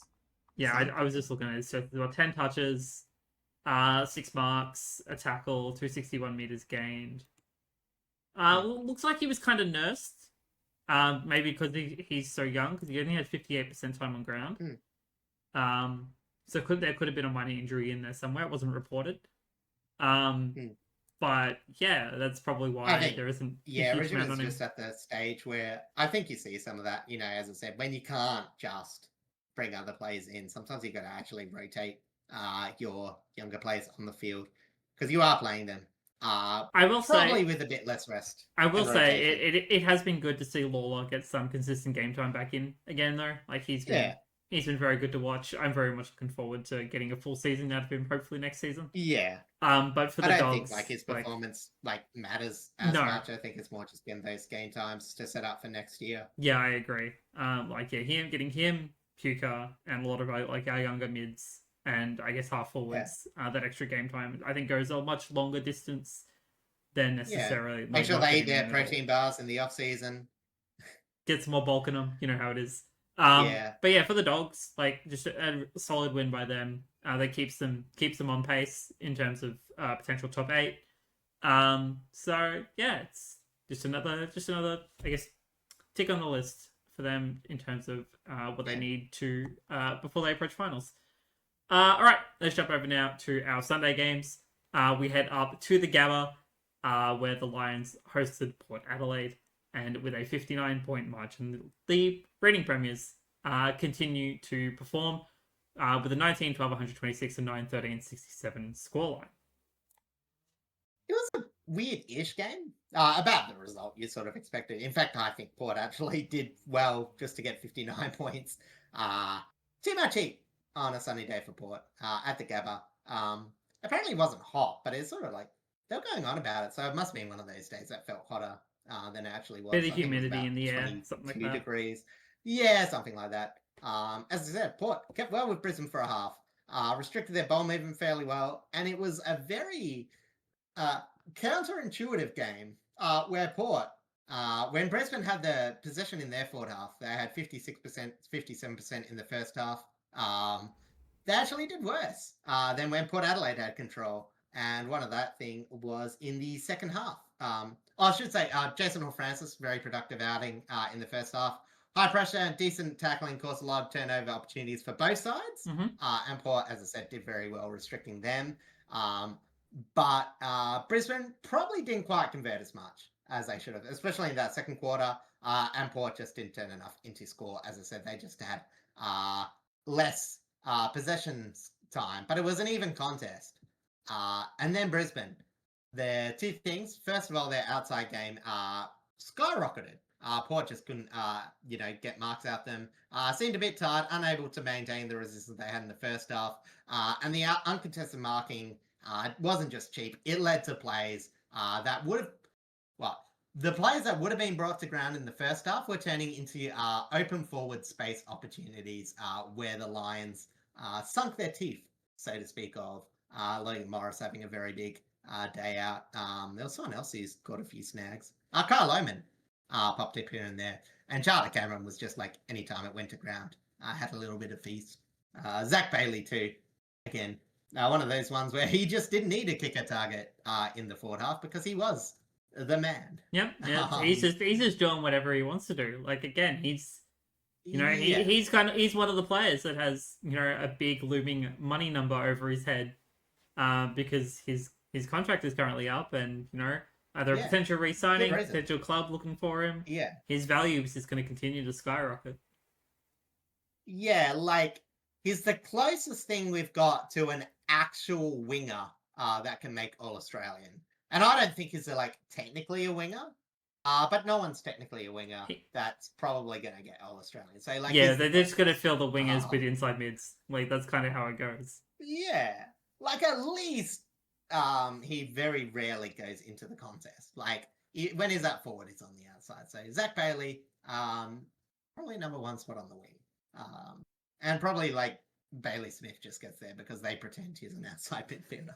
But we'll talk about that later. Yes. Talking about the rest of the inside mids, absolutely fantastic. McCluggage having a revival game after having pretty much a few stinkers. Ashcroft getting some nice niche stats. I heard apparently Lee Montagna rang in to report it. But apparently he is one of about 5 players to get 30 disposals, 10 plus inside 50s, which he scored 12, 10 plus score involvements, which he scored 12, and 2 goals. Who set those parameters? Probably Lee Montagna himself, but he joins an elusive club.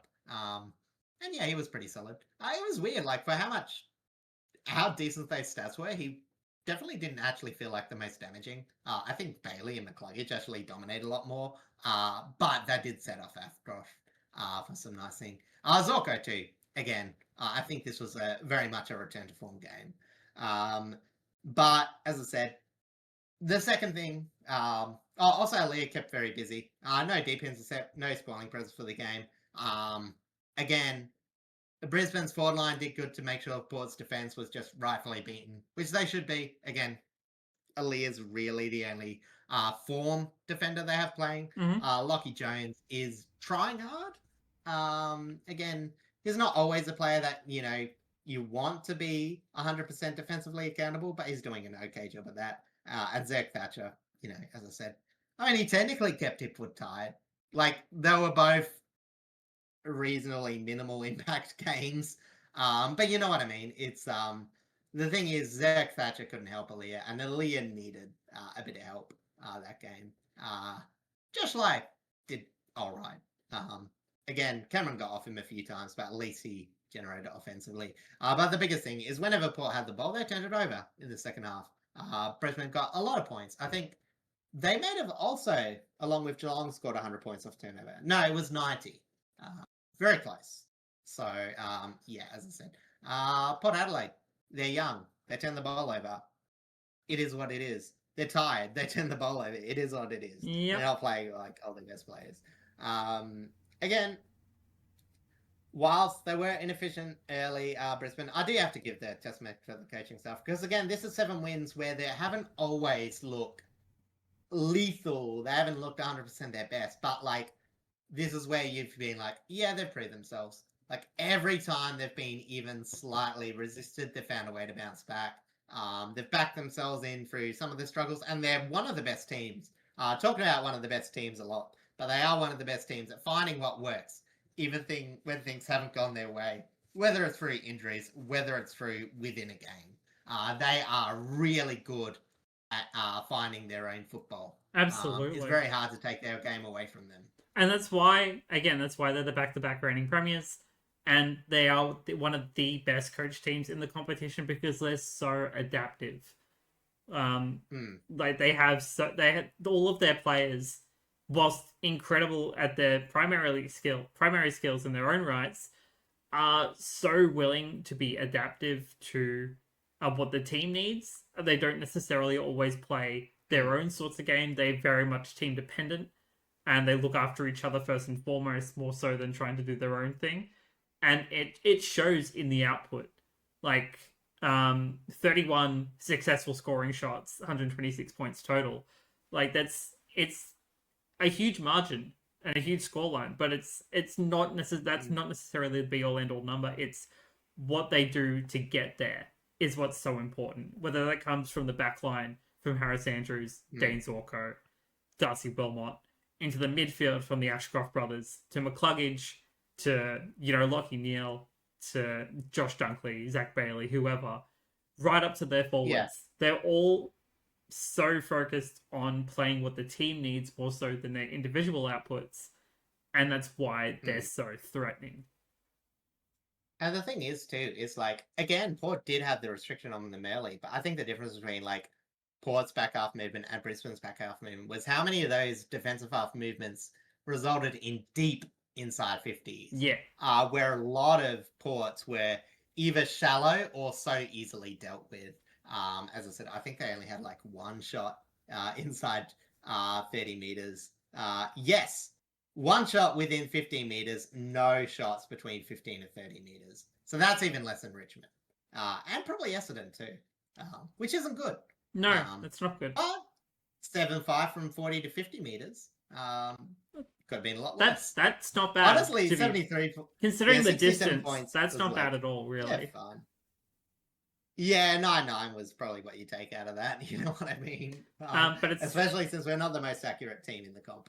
One of the interesting things that I saw out of the highlights of this game, because I was working when this game was on, was the monstrous ruck rove kick from the square to goal from Draper. Honestly, like what an elite bit of play. Unfortunate, like they're in this round. There've been like, I think 2 clear like could be goal of the year contention. Yeah. Goals, and one of them's not even going to win goal of the round. Draper, like you know how we've had like a lot of pathetic clearance to goals win goal of the year. Like this one is like actually deserved. Like this was such a monumental. It was literally Draper. It was literally a one-man performance, and it's something that is very, very Draper. Yeah, exactly. To be fair, like Sweet had a pretty solid game. Like Draper. I think Draper is like always one of those ruckmen where like you don't need him to have like that many hit outs because the ones that are going to be dangerous. And I think Brisbane set up from that. I think 2 goals 2 from centre bounce still.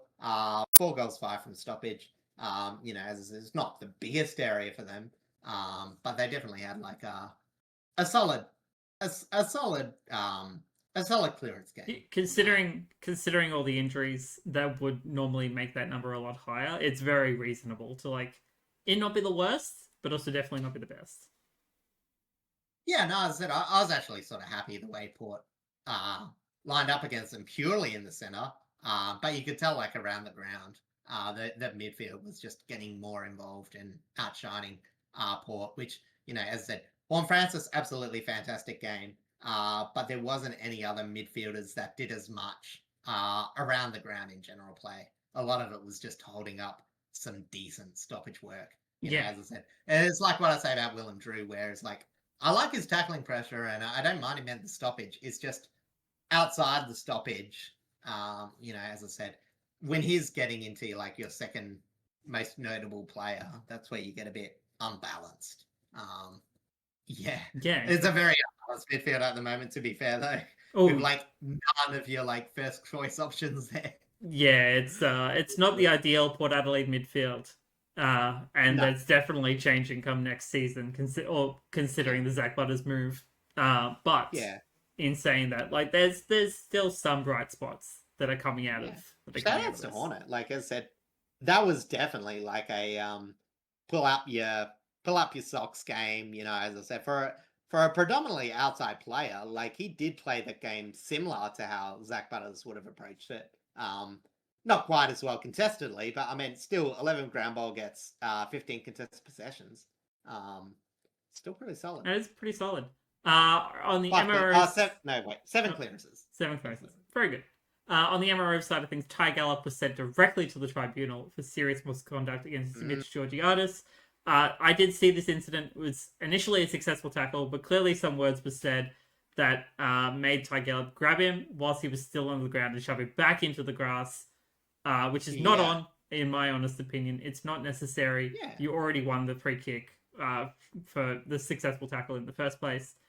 Like, and I understand that, you know, Brisbane play a very aggressive style of game. You know, you add a bit of physicality to it. I get that, but this part was not necessary. I find it so weird how, as a sports organization, we are so willing to be able to say, in a play, we are expecting a player to make a 0.1 second judgment to make a contest not as bad as it could be. Yeah.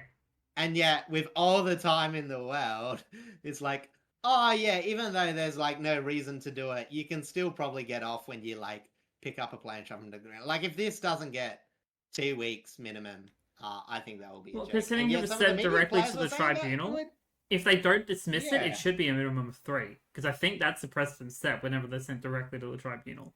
Nah, well, they've sent it to the tribunal because it's not a football act, which is sort of silly because it's like, well, then why does like. Yeah, because the MRO, like the intentional and careless, like I feel like that's been a soft football act or non-football act. Yeah. You know what I mean? Like careless would kind of lean towards the quote-unquote football act, whereas intentional... Yeah, anything in a contest, like even if you lift up your R-way unnecessarily, like that's intentional, but everyone... The movement is intentional, say, but that's careless. But like the outcome maybe isn't, I guess is kind of the argument. Yeah, exactly. But like, and then as I said, it's like, okay, well, that's your defined parameters. And then it's like, oh yeah, but as an MRO, we're also not going to grade intentional, you know, thing as, I don't know. Anyway, the fact is, you should get done. Dirty dog act, especially against a player with a history or like a recent concussion. Yeah. Shouldn't matter. You wouldn't want it to be a first concussion. No, definitely not. But it's... And you're definitely at risk. It's definitely got to be considered, I would say. Yeah. And it is unfortunate that he kind of did this, Drew, because he was having such a good season in defense as well. Like, considering he was covering, he's like, he was pushed into the back line to cover Payne, who's been out for most of the season.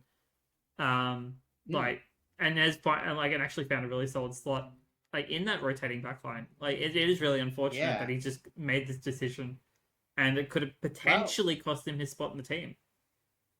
Might also have some top 4 implications, because although I don't think you need all your key defenders against Hawthorn, it's definitely would be a loss. That would line up to the Hawthorn game. So we'll see what they say. But as I said, hopefully they give him a fair whack because I think he deserves it. Yeah, I completely agree. All right, let's jump over now to our last game of the round.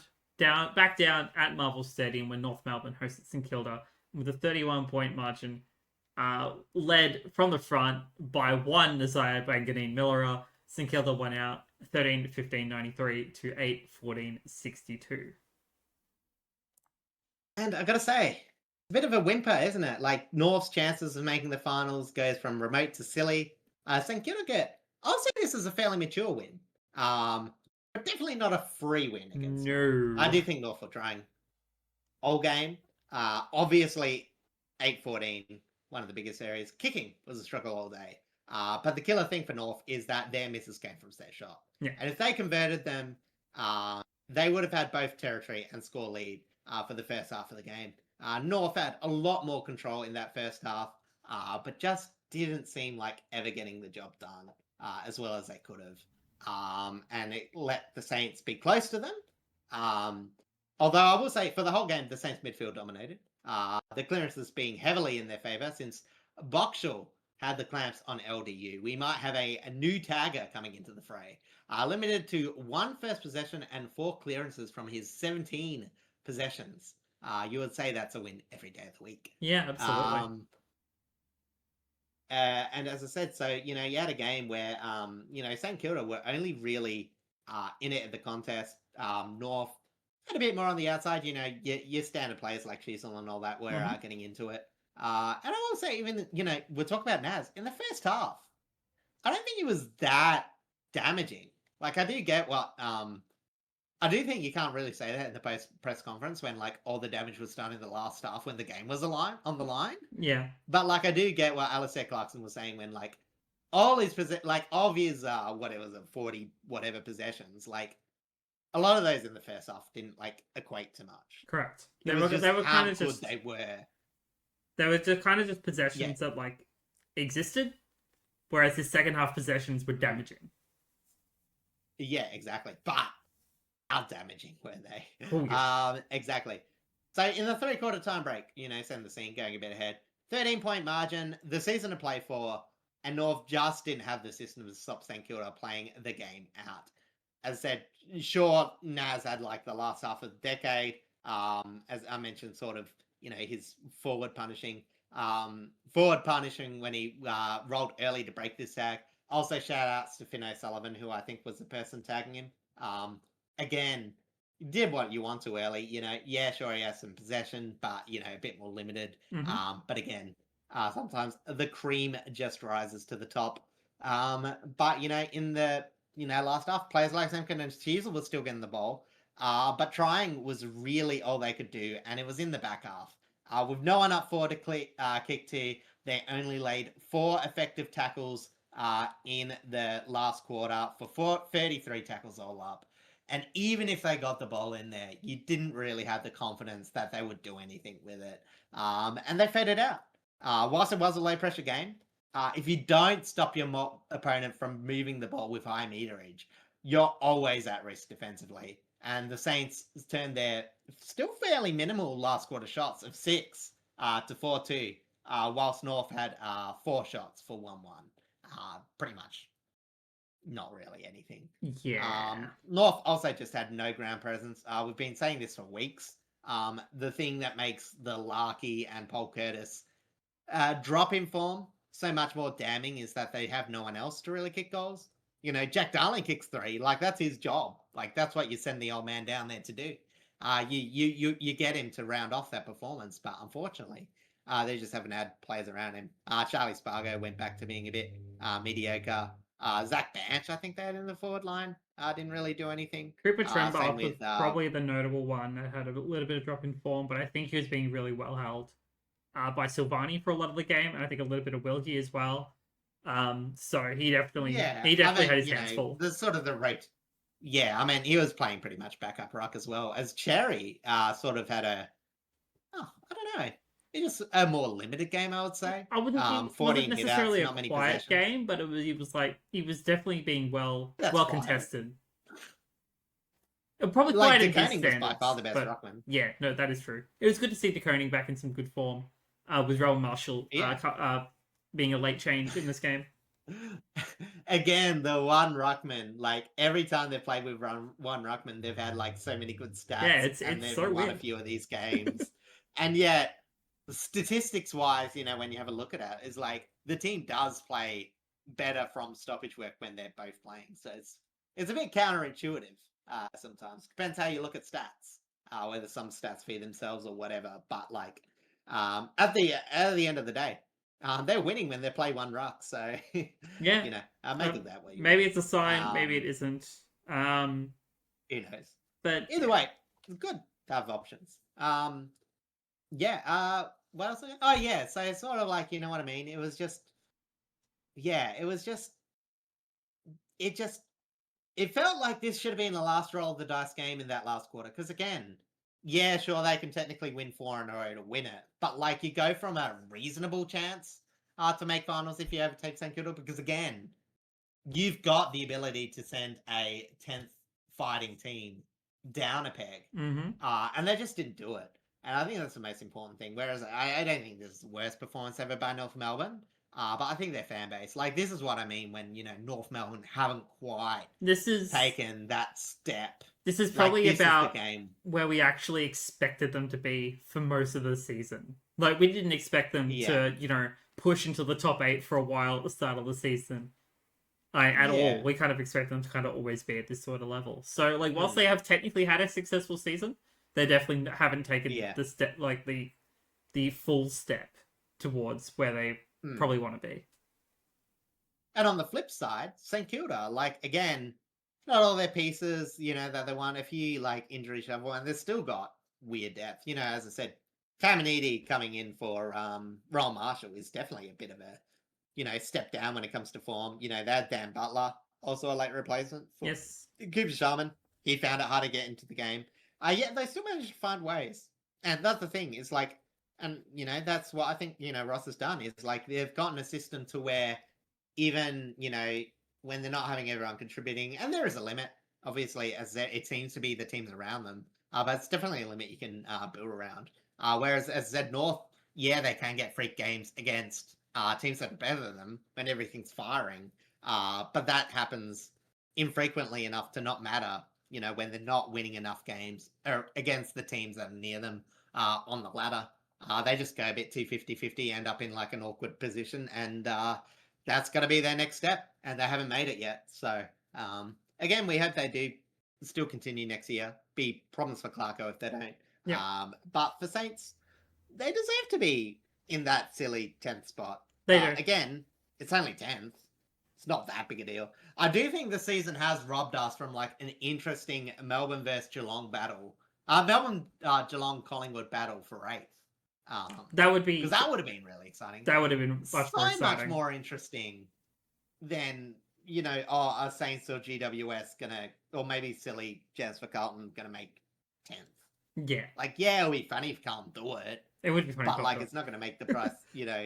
Is not gonna influence the grand trajectory of the season. Whereas like Geelong and Melbourne, it's like that young team overperforming versus the veterans that haven't quite got it, but are still trying to scrape in there. Much better storyline. But the AFL is going to get a few Melbourne games, get like a lot more money, and they're going to be laughing to the bank and not care what we think. So. Yep, pretty much. What are your thoughts on bringing Max King back for 2.5 quarters and then being ruled out for the rest of the year? What else are you going to do? Yeah, it's a hard call. At some point, you do have, like, he played, as I said, and I don't know if you saw the Ross Lyon press conference. He was so well behaved. Like, Ross had every right, because they asked him, like, 4 questions in a row, and he spelt out the exact way Max King got back into, the side. He talked through the load. He played a match simulation fitness and extra just to test it out. He did everything right and just caught the unlucky end of the stick. It just happened, and I think part of it is also because, like, earlier in the year, they wanted him to come back via the VFL, which makes a lot of sense. It was a long-term injury; he was out for a long time, and he redid a hamstring or something like that in the VFL, which is why again it's taken him so long to come back to the AFL. And half of it is me thinking like, the injury happened in the VFL this time. Maybe let's just skip that and let's go straight to the AFL. And we'll be able to manage him a lot better. But then, like, I think he's kind of just injury prone. I don't know. To me, it just feels like the Dan Hanbury situation all over again. Yeah, well, again, and it's obviously even worse because at least Dan Hanbury, he went. I don't think they paid, like, they only paid salary cap for him. I think so, yeah. But they're not trying to build a team around him and all that. And as I said, that's the thing where. The Saints list management are going to have a serious conversation of what they can do to make a more viable and consistent forward half list, who I think have been overperforming, mind you. Like, they've got some highly inconsistent players, and yet scoring is okay this season. Yeah, no, I agree. And it's so weird. Like, I do think that they need to probably not go to the draft, but go to other teams and see if there are any like key forwards that they could trade for or something like that. But because like, I don't think King is the answer. Yeah, I mean I think it might be worth getting a Kennedy type.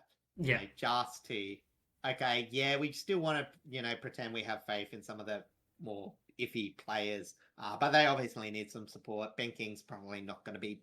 You would pretend that he's only going to play 10 games a season for at least the next 3 years, and then work around it.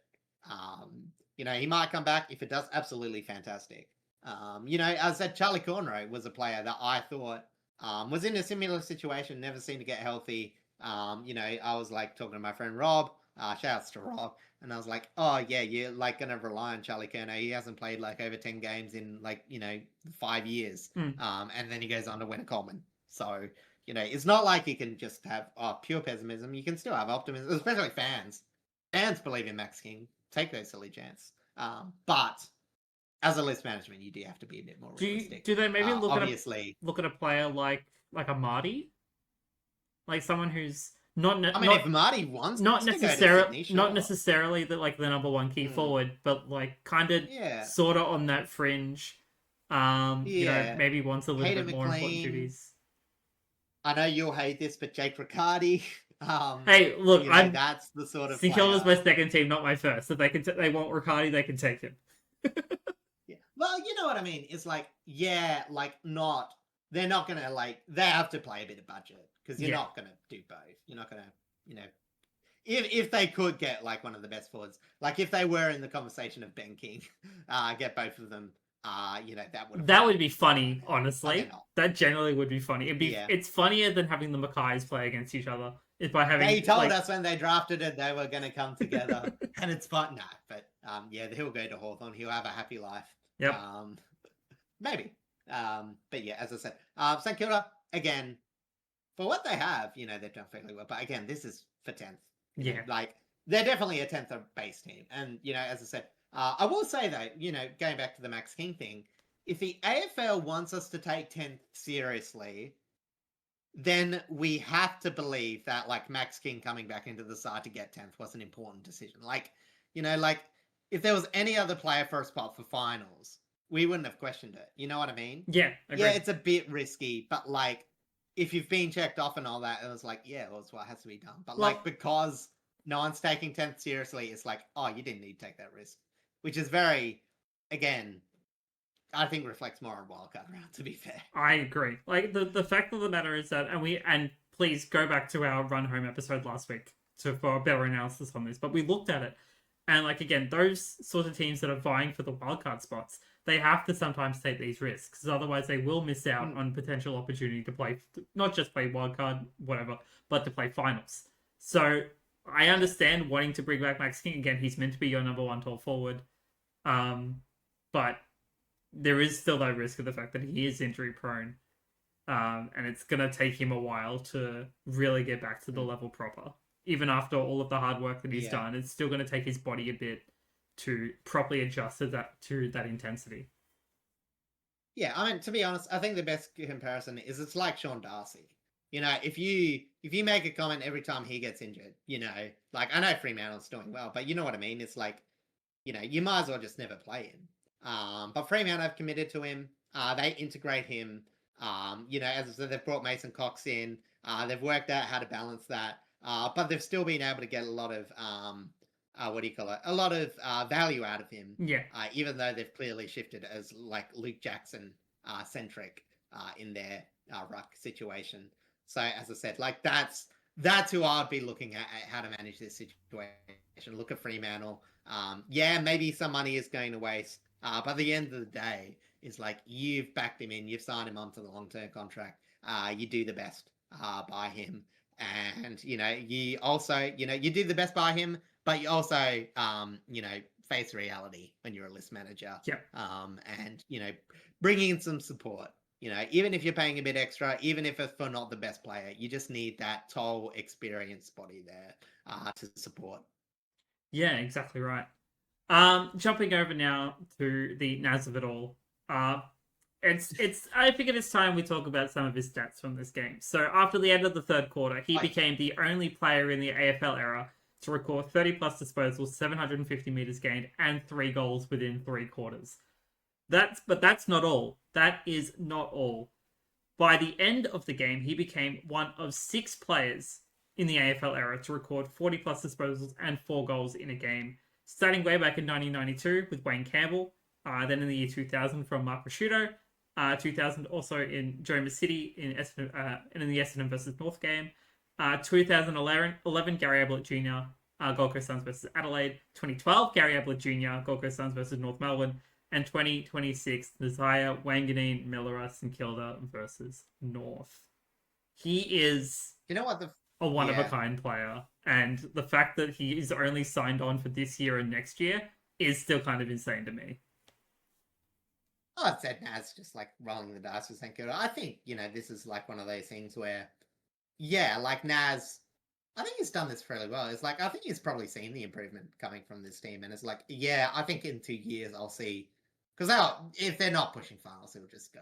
Yeah, agreed. Whereas I think if as I said, if you can buy into the culture, then you may see him.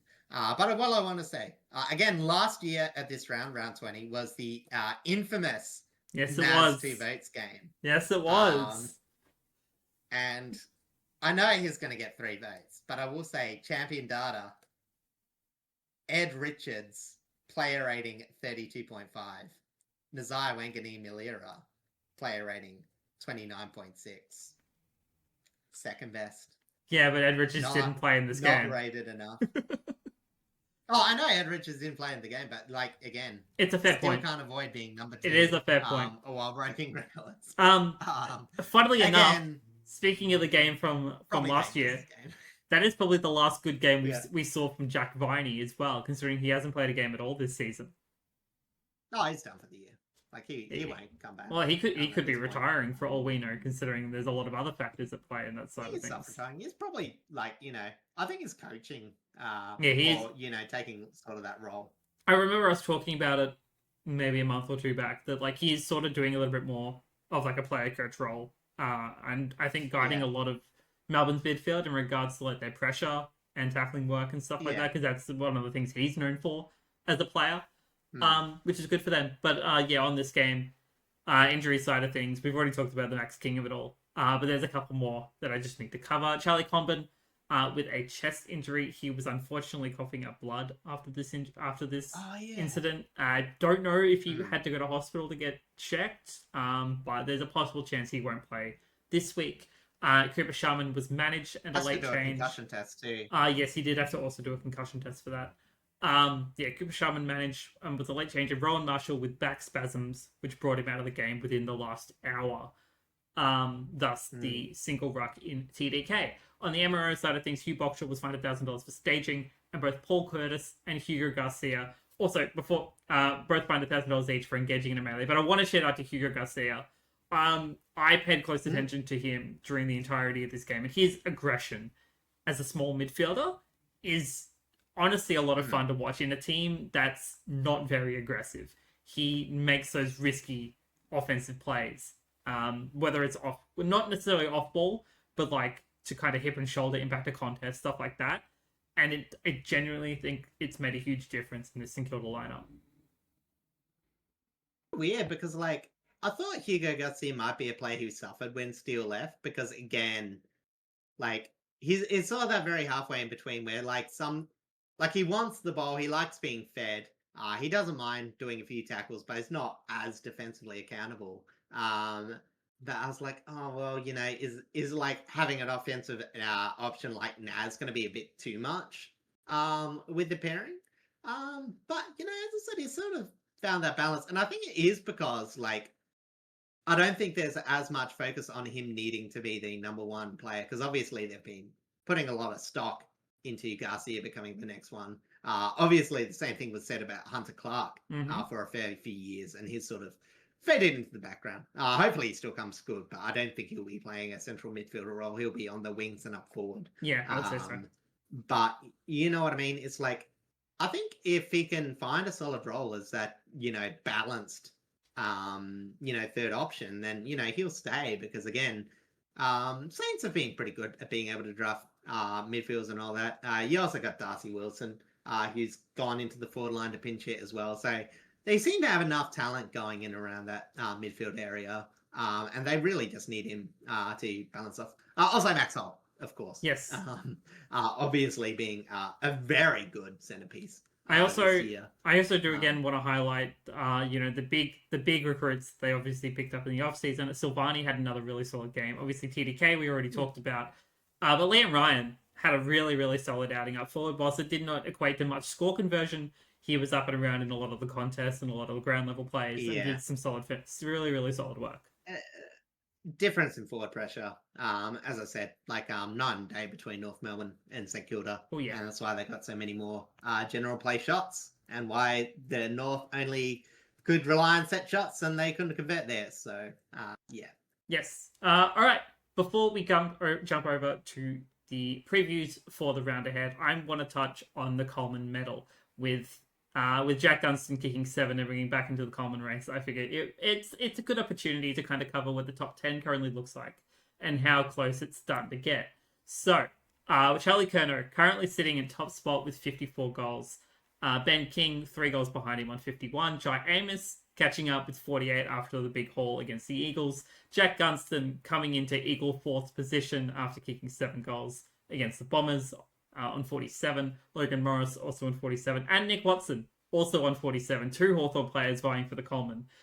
Josh Tracy on 45 goals. Aaron Norton on 42. Charlie Cameron 41. My mistake.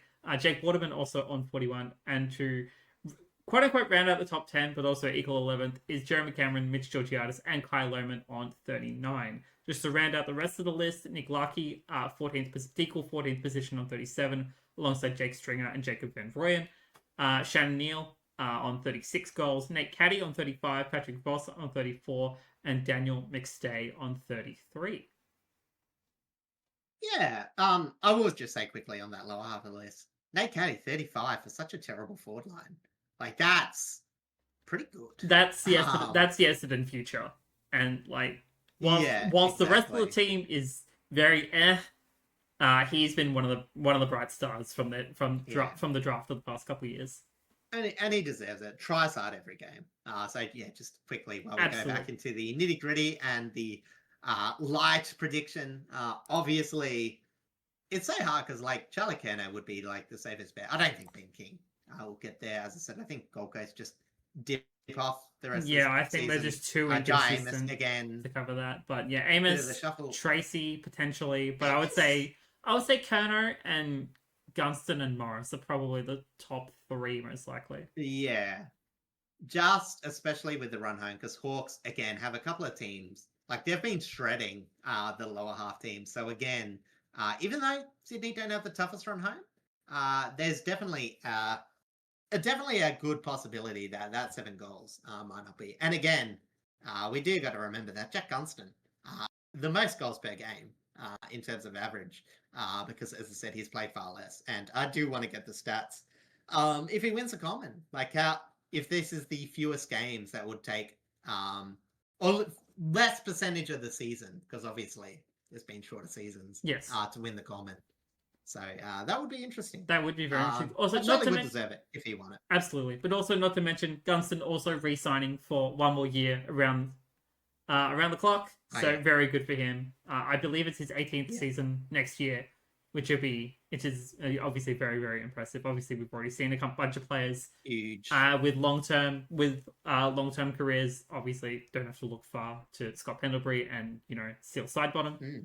But yeah, it's really, really good for Gunston for him and this aspiring forward line that surrounds him and really, really allows him to play his game. It's especially when you have a player like Nick Watson as well, also competing like for the same sort of thing. Again, if you told me that Hawthorn would have 2 people competing for the Coleman, I would probably raise my combined. They've kicked 94 goals, which is crazy. Yeah. All right. Let's jump over now to the round ahead, starting off with a big Thursday night clash with Collingwood and Geelong at the MCG. Yeah, because as I said, it's hard because again, Geelong's done a lot to prove, big win against Melbourne, steady the ship. And it's like, Collingwood, they haven't had too many scuffs. And then Collingwood just had to beat Adelaide at the Adelaide Oval. And this one's hard to tip. Obviously Geelong had the better of them early in the season. That was probably the start When Bobby Hill was starting to get confirmed rule out for the season, they needed to make some forward line adjustments. Probably Jamie Elliott went out of the season this time. It was fairly early in the year. So, So again, forward line struggles for Collingwood. And Geelong were purring. But again, a different Collingwood and a different Geelong. And, as I said, Geelong's attack has gone down a peg. Collingwood's defense has sort of proven that even without some of their players, as long as they have enough, which enough being, Howe and Frampton, they're able to defend. As I said, it'll be interesting to see, will Geelong be able to get their intercept game going? Or will a control team like Collingwood get enough good forward entries to score enough to win? Because again, Geelong can definitely score, I don't know, at least 90 points, I would say, against Collingwood. I think that would be reasonable to expect. It's just whether Collingwood will run rhythm or whether Collingwood can have a really good defensive performance and bring them both to a low-scoring game. Because I think that's the biggest chance Collingwood have to actually win it. Yep. But I wouldn't say they're out of it if it does go into a shootout. I do think Geelong by a whisker, I would be tipping maybe about like a 60-40. But yeah, as I said, I do have a lot of respect for Collingwood and do think that they will make a game out of it. Yeah, I genuinely agree. I think this could be a very 50-50 game. Both teams very much sitting in very similar positions. Minor injuries to key players. But have enough going for them that that can very much contribute to an even contest, whether it's a shootout, whether it's a very physical game in the midfield sort of thing. It's so interesting how well these two teams actually match up when you're missing a player like Jeremy Cameron, for an example. Like taking out a key player like that really evens up kind of the playing field because Collingwood don't have Darcy Moore, for an example. So yeah, I generally don't know where I'm leaning on this one. I feel like I might even still be out for this. Yeah, that's true. It depends on the severity of the knee concern. I want to kind of lean Geelong, but I also don't really know at the same time. I think Collingwood are just they've been very consistent in a lot of areas over the past couple of weeks, and I think this one is probably the most 50-50 game of the round, I would say. Yeah, exactly. As I said, it's just about Collingwood generating enough offense because I think that'll be the biggest question mark. Because again, both having very impressive wins, but as I said, Collingwood, even with their impressiveness, still only 49 inside 50s, where Geelong were able to manage 62 against Melbourne. That's the biggest hard, like keeping Geelong controlled enough. Yes. Collingwood had the ability to do it. You'd still expect Geelong more often than not to just do enough to win. In my opinion, if there's any sort of key ins, that could make a difference. But otherwise, I don't know if there's really a tip with the heart or a tip with the head on this one. It's generally maybe just a coin flip. It's really hard to pick. Tipping with the heart is, of course, tipping Collingwood. Is it, Placey? When you're from Victoria, that's definitely not correct. Yeah. As I said, so Yes. It's just how it is. All right, let's jump over now to our big Friday night clash out in the West, where Fremantle will host the Western Bulldogs. Yeah, going to be clogging the trains alliance for me coming back home. I had to take a bus detour last week because of the derby, and I'll probably have to do the same. I know that Fremantle are probably going to be heavy favourites in this game. Again, the Bulldogs obviously look solid against Richmond, but they've sort of just been either beating bad opponents or struggling against mid-tier opponents for the recent history. But Fremantle, certified good. They're just, again, defense is going to be hard to cover. I know Lobb will try his hardest, but he's, again, the way English has been going, he'll probably have to play part-time in the ruck. I don't think English is quite fit enough this year to play full games rucking. Although he has, he's slowly building back up. I think it's been fairly admirable. However, as I said, that Fremantle offense is just going to probably destroy the Bulldogs defense. It was a good contest early on, 114 to 102. I vaguely remember that was when Bulldogs were in red hot form. Started to get a few injuries, but still had that honourable, close game against Fremantle, and then it sort of went downhill against, I think it was Sydney and Hawthorn the following weeks. Maybe it was Brisbane, I can't remember. But yeah, also Fremantle just seem to have the wood over the Bulldogs in recent history. Only lost one out of the last 5, and obviously had that big win to get over them, to get the win, the double win last year to make sure they got into finals over them. Yeah, I would lean towards Freo as well, mostly because they are favourites going into this, and they are one of the best teams in the competition, of course. But I think there is an avenue where the Bulldogs can make this an interesting contest. Whether they win, that remains to be seen. But I think they could make it close. Right. Yeah, exactly. Let's jump over now to our Saturday games, starting at Marvel Stadium, where St Kilda will host the Swans. Yeah, the low-key really close contest. Like, the last 5 games have been all reasonable contests. The worst has been a 14-point margin. Obviously early this year, the very close 104-102 contest, where the Saints really just narrowly avoided the upset, or Sydney narrowly avoided the upset. And then going back in history, you of course had that 13-6 to 82 when Sydney were near undefeated, and St Kilda just pulled one out their ass, like they tend to do.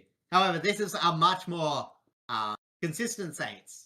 For better or for worse, I don't know if that helps them or hinders them, but it does mean like the Saints, we normally get what you see, and their best avenue is through the clearances. Yes. Because they are very good at restricting stoppages. They do match up defensively all right against opposition teams. They're not the worst at preventing points from stoppage. So it does restrict Sydney's avenues to score those creative goals. I mean, they're going to have a hard time restricting Kerno. But, as I said, it may get, 3 or 4 goals less than what you would expect against like a St Kilda Sydney matchup, and put them within arm's reach. Again, I'd still back Sydney, and, they might do it easily. But, there's some solid reasons why I think the Saints have been close in recent history. And I think they've got a chance to do it again. Like, they're a better team than the other games where they've been close. So, got to give some respect. Yeah, absolutely. I feel the same. Like, because St Kilda has actually been in some really decent form, and they've shown a lot more promise over recent weeks, I definitely think they could really take the fight to Sydney. And again, recent history tells us that they have had close matches.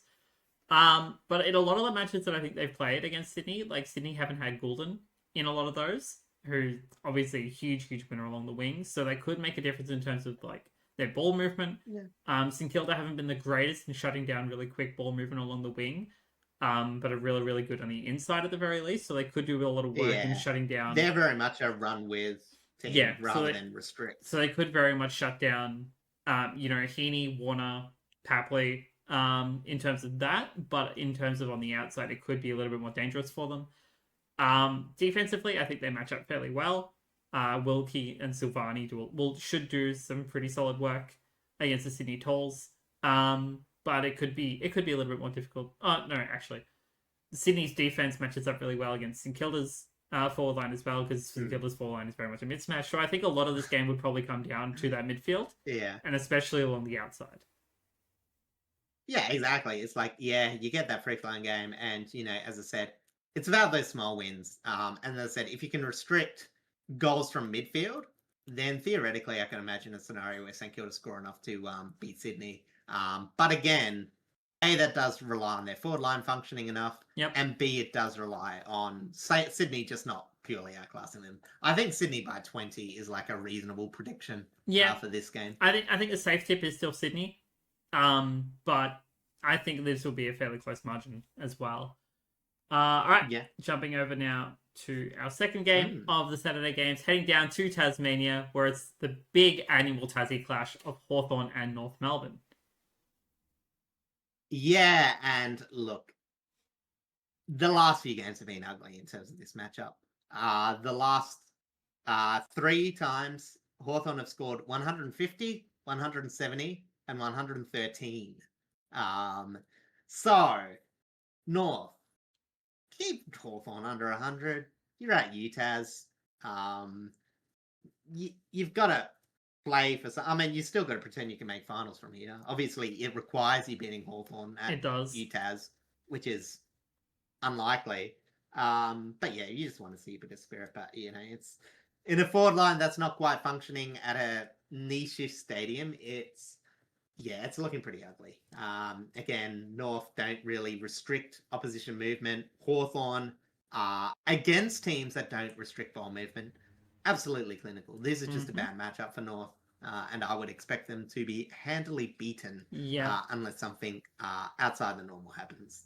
Yeah, I kind of expect this. I expect this to be a very, very convincing win by Hawthorn. Again, I get the feeling that this could be another bag for Jack Gunston, keeping him very, very close in that Coleman race. That would be very, very interesting. Either that or Watson takes his place in that regard. Depends on who kicks more goals. Who knows? They may both kick a bag. But both kick 10. That would be insane. But yeah, I expect very easy 4 points to be won here by Hawthorn, keeping them in that top 3 race. So we'll jump over now to our next one at the Adelaide Oval, where Port Adelaide will host the Giants. Yeah, it's sort of a weird one. Port have had a decent run over GWS in recent history. They did have the one semi-final where they did crap the bed, scoring 9-16 in 2023. Did waste a opportunity when they went back-to-back. Still pains me to this day. But otherwise, they've had a few wins. And not only that, this contest has been consistently crap. The last game was 9-12, 66-7-8. The game before that was 6-15-51 to 9-19, 73. Something about this team is just like the worst coming together. If it wasn't for the injuries, I would tip Port Adelaide. I think they are getting a bit too tired at this point in the season. However, same could be said about GWS. I think the biggest thing is Port are a bit better in the forward half, which is insane to say when, technically Giants are a better forward line. However, the back half movement, if Port sort of tire up and, give up a few points from turnover, the Giants should be able to get inside 50s and get more. A bit of a crapshoot. As I said, both teams probably as injured as each other at Adelaide Oval. It wouldn't be silly to tip Port. I will be tipping Port. These two teams are close enough together where I will tip Port. However, I don't think I might be backing GWS just because I don't think Port have the defensive capabilities of defending some fast rebound play, which GWS, even at their worst, can generate a bit of that every game. But this might just be a low-scoring contest to skip, to be honest. Yeah, this is probably going to be a fairly dour game to watch, I would imagine. But in terms of tips, honestly, I could very much see myself tipping Port Adelaide in this one. Again, teams kind of about the same area. Again, Giants haven't exactly been in good form recently. Again, losing to the worst team in the competition probably doesn't help that. And I think Port Adelaide are better than Essendon, at least in some regards. So there is an opportunity there. But I don't really know on that one either. So it could be another coin flip game, but not a positive coin flip game.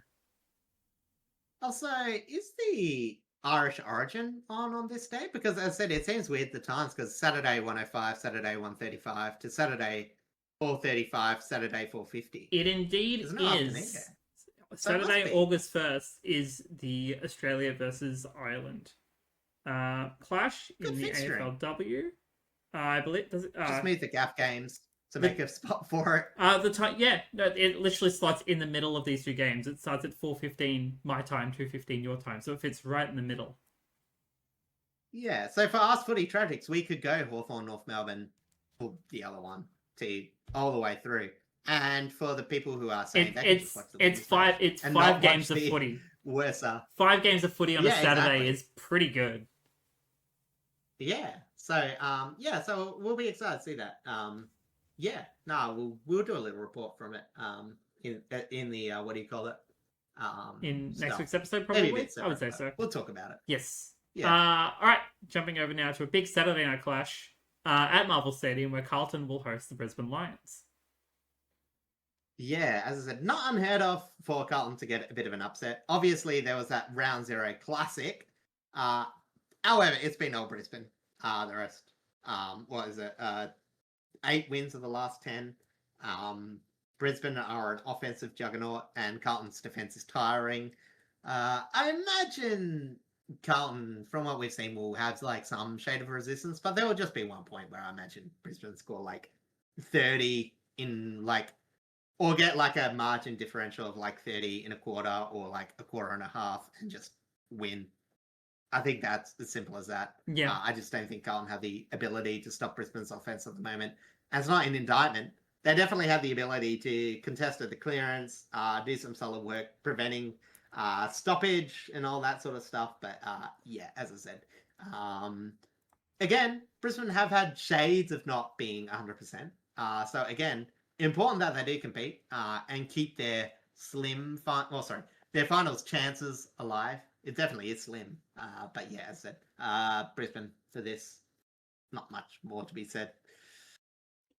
Yeah, there isn't really a huge amount to be said on this one. Again, I think because it's at Marvel, I think it does give a little bit more variable to Carlton, and that they could make this a little bit of a closer game. However, Brisbane are just in some fantastic form, and I imagine they'll even it may be a close first half, but the Lions will hit that switch at some point and just immediately dominate and walk all over them.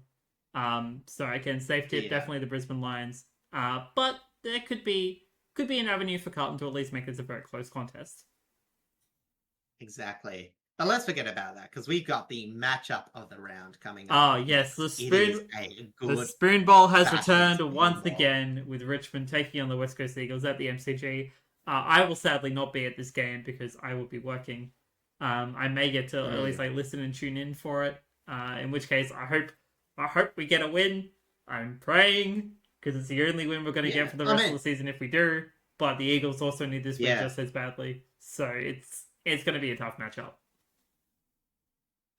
To Richmond's credit, in 2023 onwards, the bad era. Actually, no, 2023 was okay for Richmond, wasn't it?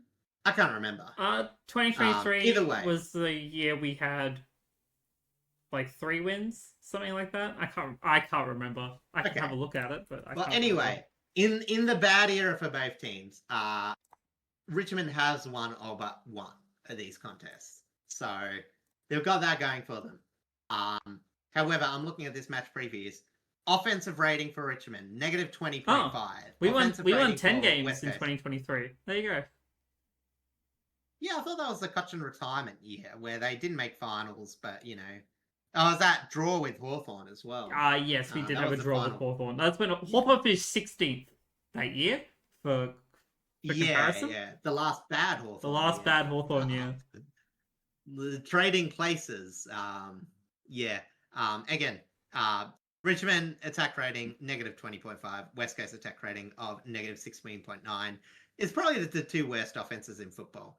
Essendon are at least efficient when they go in there. Yes. Not to be said about these 2 teams. No. So, anything could happen in terms of score. Like, they could play loose enough and be like, okay, we just need to find offense. We don't really care what else happens. And then just throw spaghetti against the wall, see what sticks. And, you might get a bit of score. Defensively, I mean, it is what it is. I don't know. I guess West Coast midfield, I would say, are better. They don't win as many clearances, but they get a bit more damage than Richmond's. But, again, Richmond with half a chance being so limited in this last few weeks. Maybe they do see this as open.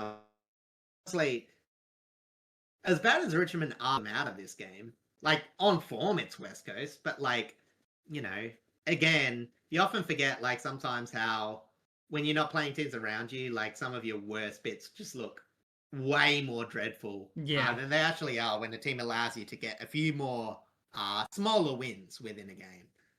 So I think that's where Richmond can go into it. And again, as I said, this match preview thing says that West Coast by 0.8 points. So offense is so bad that they're not even scoring whole behinds.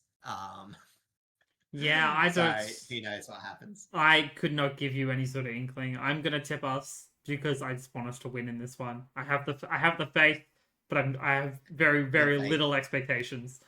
So George Michael's 10 goals. Yes. Because he has faith. That's one of his songs. Oh, okay. Sorry, I'm old. There was a little bit of context there that I needed, but I kind of understood it. Anyway, let's go on to maybe a slightly better game. The Gold Coast Suns and Melbourne up on the Gold Coast. Christian Petrarca once again fighting his old club. I'm going to go Melbourne on this just because I don't like what the Suns are showing me right now. I said they would have a Gold Coast for quite a while, except 2025. And again, we thought, round 4, 2026, Melbourne get the win. We thought, Melbourne got a win over a good team. Whereas now, it will be a surprise win by Gold Coast. Now that the rest of the season will have played out. Melbourne, good clearance team. Gold Coast, getting dreadful. Yes. So that's the reason why I think Melbourne will win. And Gold Coast just have shown no fight. I just, as I said, they don't look interested in winning. I know that's like so base for the analysis I like to provide, but I think there is an element of truth to it. I do think, maybe, again, you've seen times where teams like that have just shown a bit of resistance, especially when being piled on in the media. Like, all bad things must come to an end, like all good things must come to an end. Which I don't think has ever been true in life. You can be like crap forever. But in storytelling, it is true. And a salary cap football league is also true. But yeah, you just expect Melbourne to win this. Yeah. I've sort of lost track of where I'm going. It's been a long day. It has been very long for you. So we'll jump over now to our final game where the Bombers will host the Adelaide Crows at Marvel Stadium.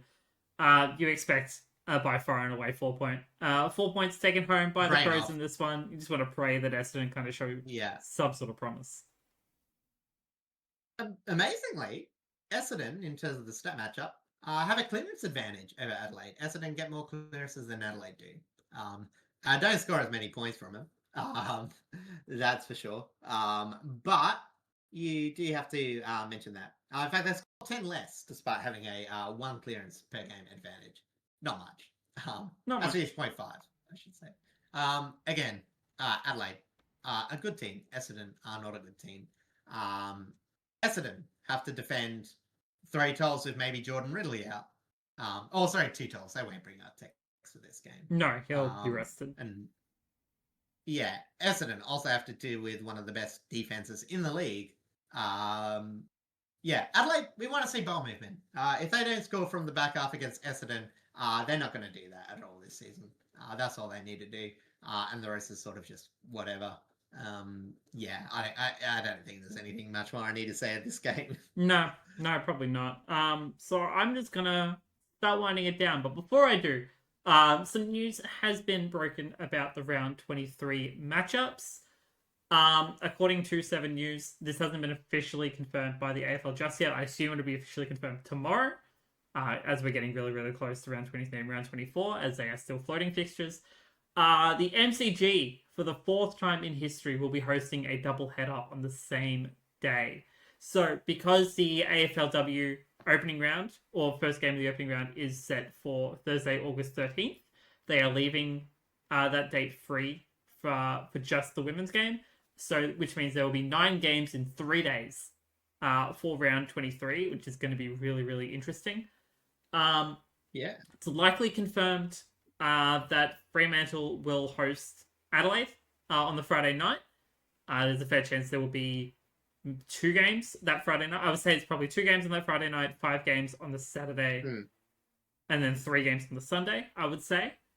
But it looks like the Essendon and Sydney game and the St Kilda and Richmond game will be the 2 games played on the MCG, both on the Saturday, one in the afternoon and one at night.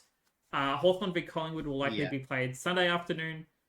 And I'm not entirely sure where the rest of the games are going to be in terms of time slots, but those are the games that are likely confirmed for specific times to cover this insane sort of fixture that they have to work with. Yeah. Look, honestly, I think the AFL, like, again, in terms of promoting the winning this game and, like, this part of the season, like, most of these games with like, the blowouts. Oh, not the blowouts, like either lopsided or like no real influence games. Yeah. Only your most diet, your most true supporters are going to those games. Like they're not big market anyway. So like they should be moved aside to, double ups and all that to make way for the women's games as you go to the end of the season before obviously you get finals and less time competition that you need. If should be done. Yeah, I agree. If the Richmond and St Kilda game isn't in the early time slot, I will be at that game. But yeah, it's going to be really, really interesting to see how round 23 and round 24 finalize. Because that's going to be a jam-packed weekend in the lead up to Wildcard and then to finals. I just want to quickly mention the Commonwealth Games and a big shout out to Team Australia with 39 total medals currently in the games, leading the competition by 20 medals total, with 17 golds under our belt this year, which is really, granted, it's a lot smaller, it's smaller of competition, but it's still very impressive of our athletes. I know we tend to dominate, obviously. We've spent a lot of money in sports, but I don't think it's ever been that bad, has it? I never can remember like getting double 20-point leads at this point. This is the first time I've seen it this huge of a difference. Like, it's kind of crazy. Yeah. Have we won the netball yet? I haven't seen specifics. I'm just looking at the total tally. Okay. But yeah, congratulations to our athletes for having a really, really successful Commonwealth Games so far. Yeah. Over in Glasgow. Yeah. And just for those interested, England is second and Nigeria takes out third place in hot competition with Scotland.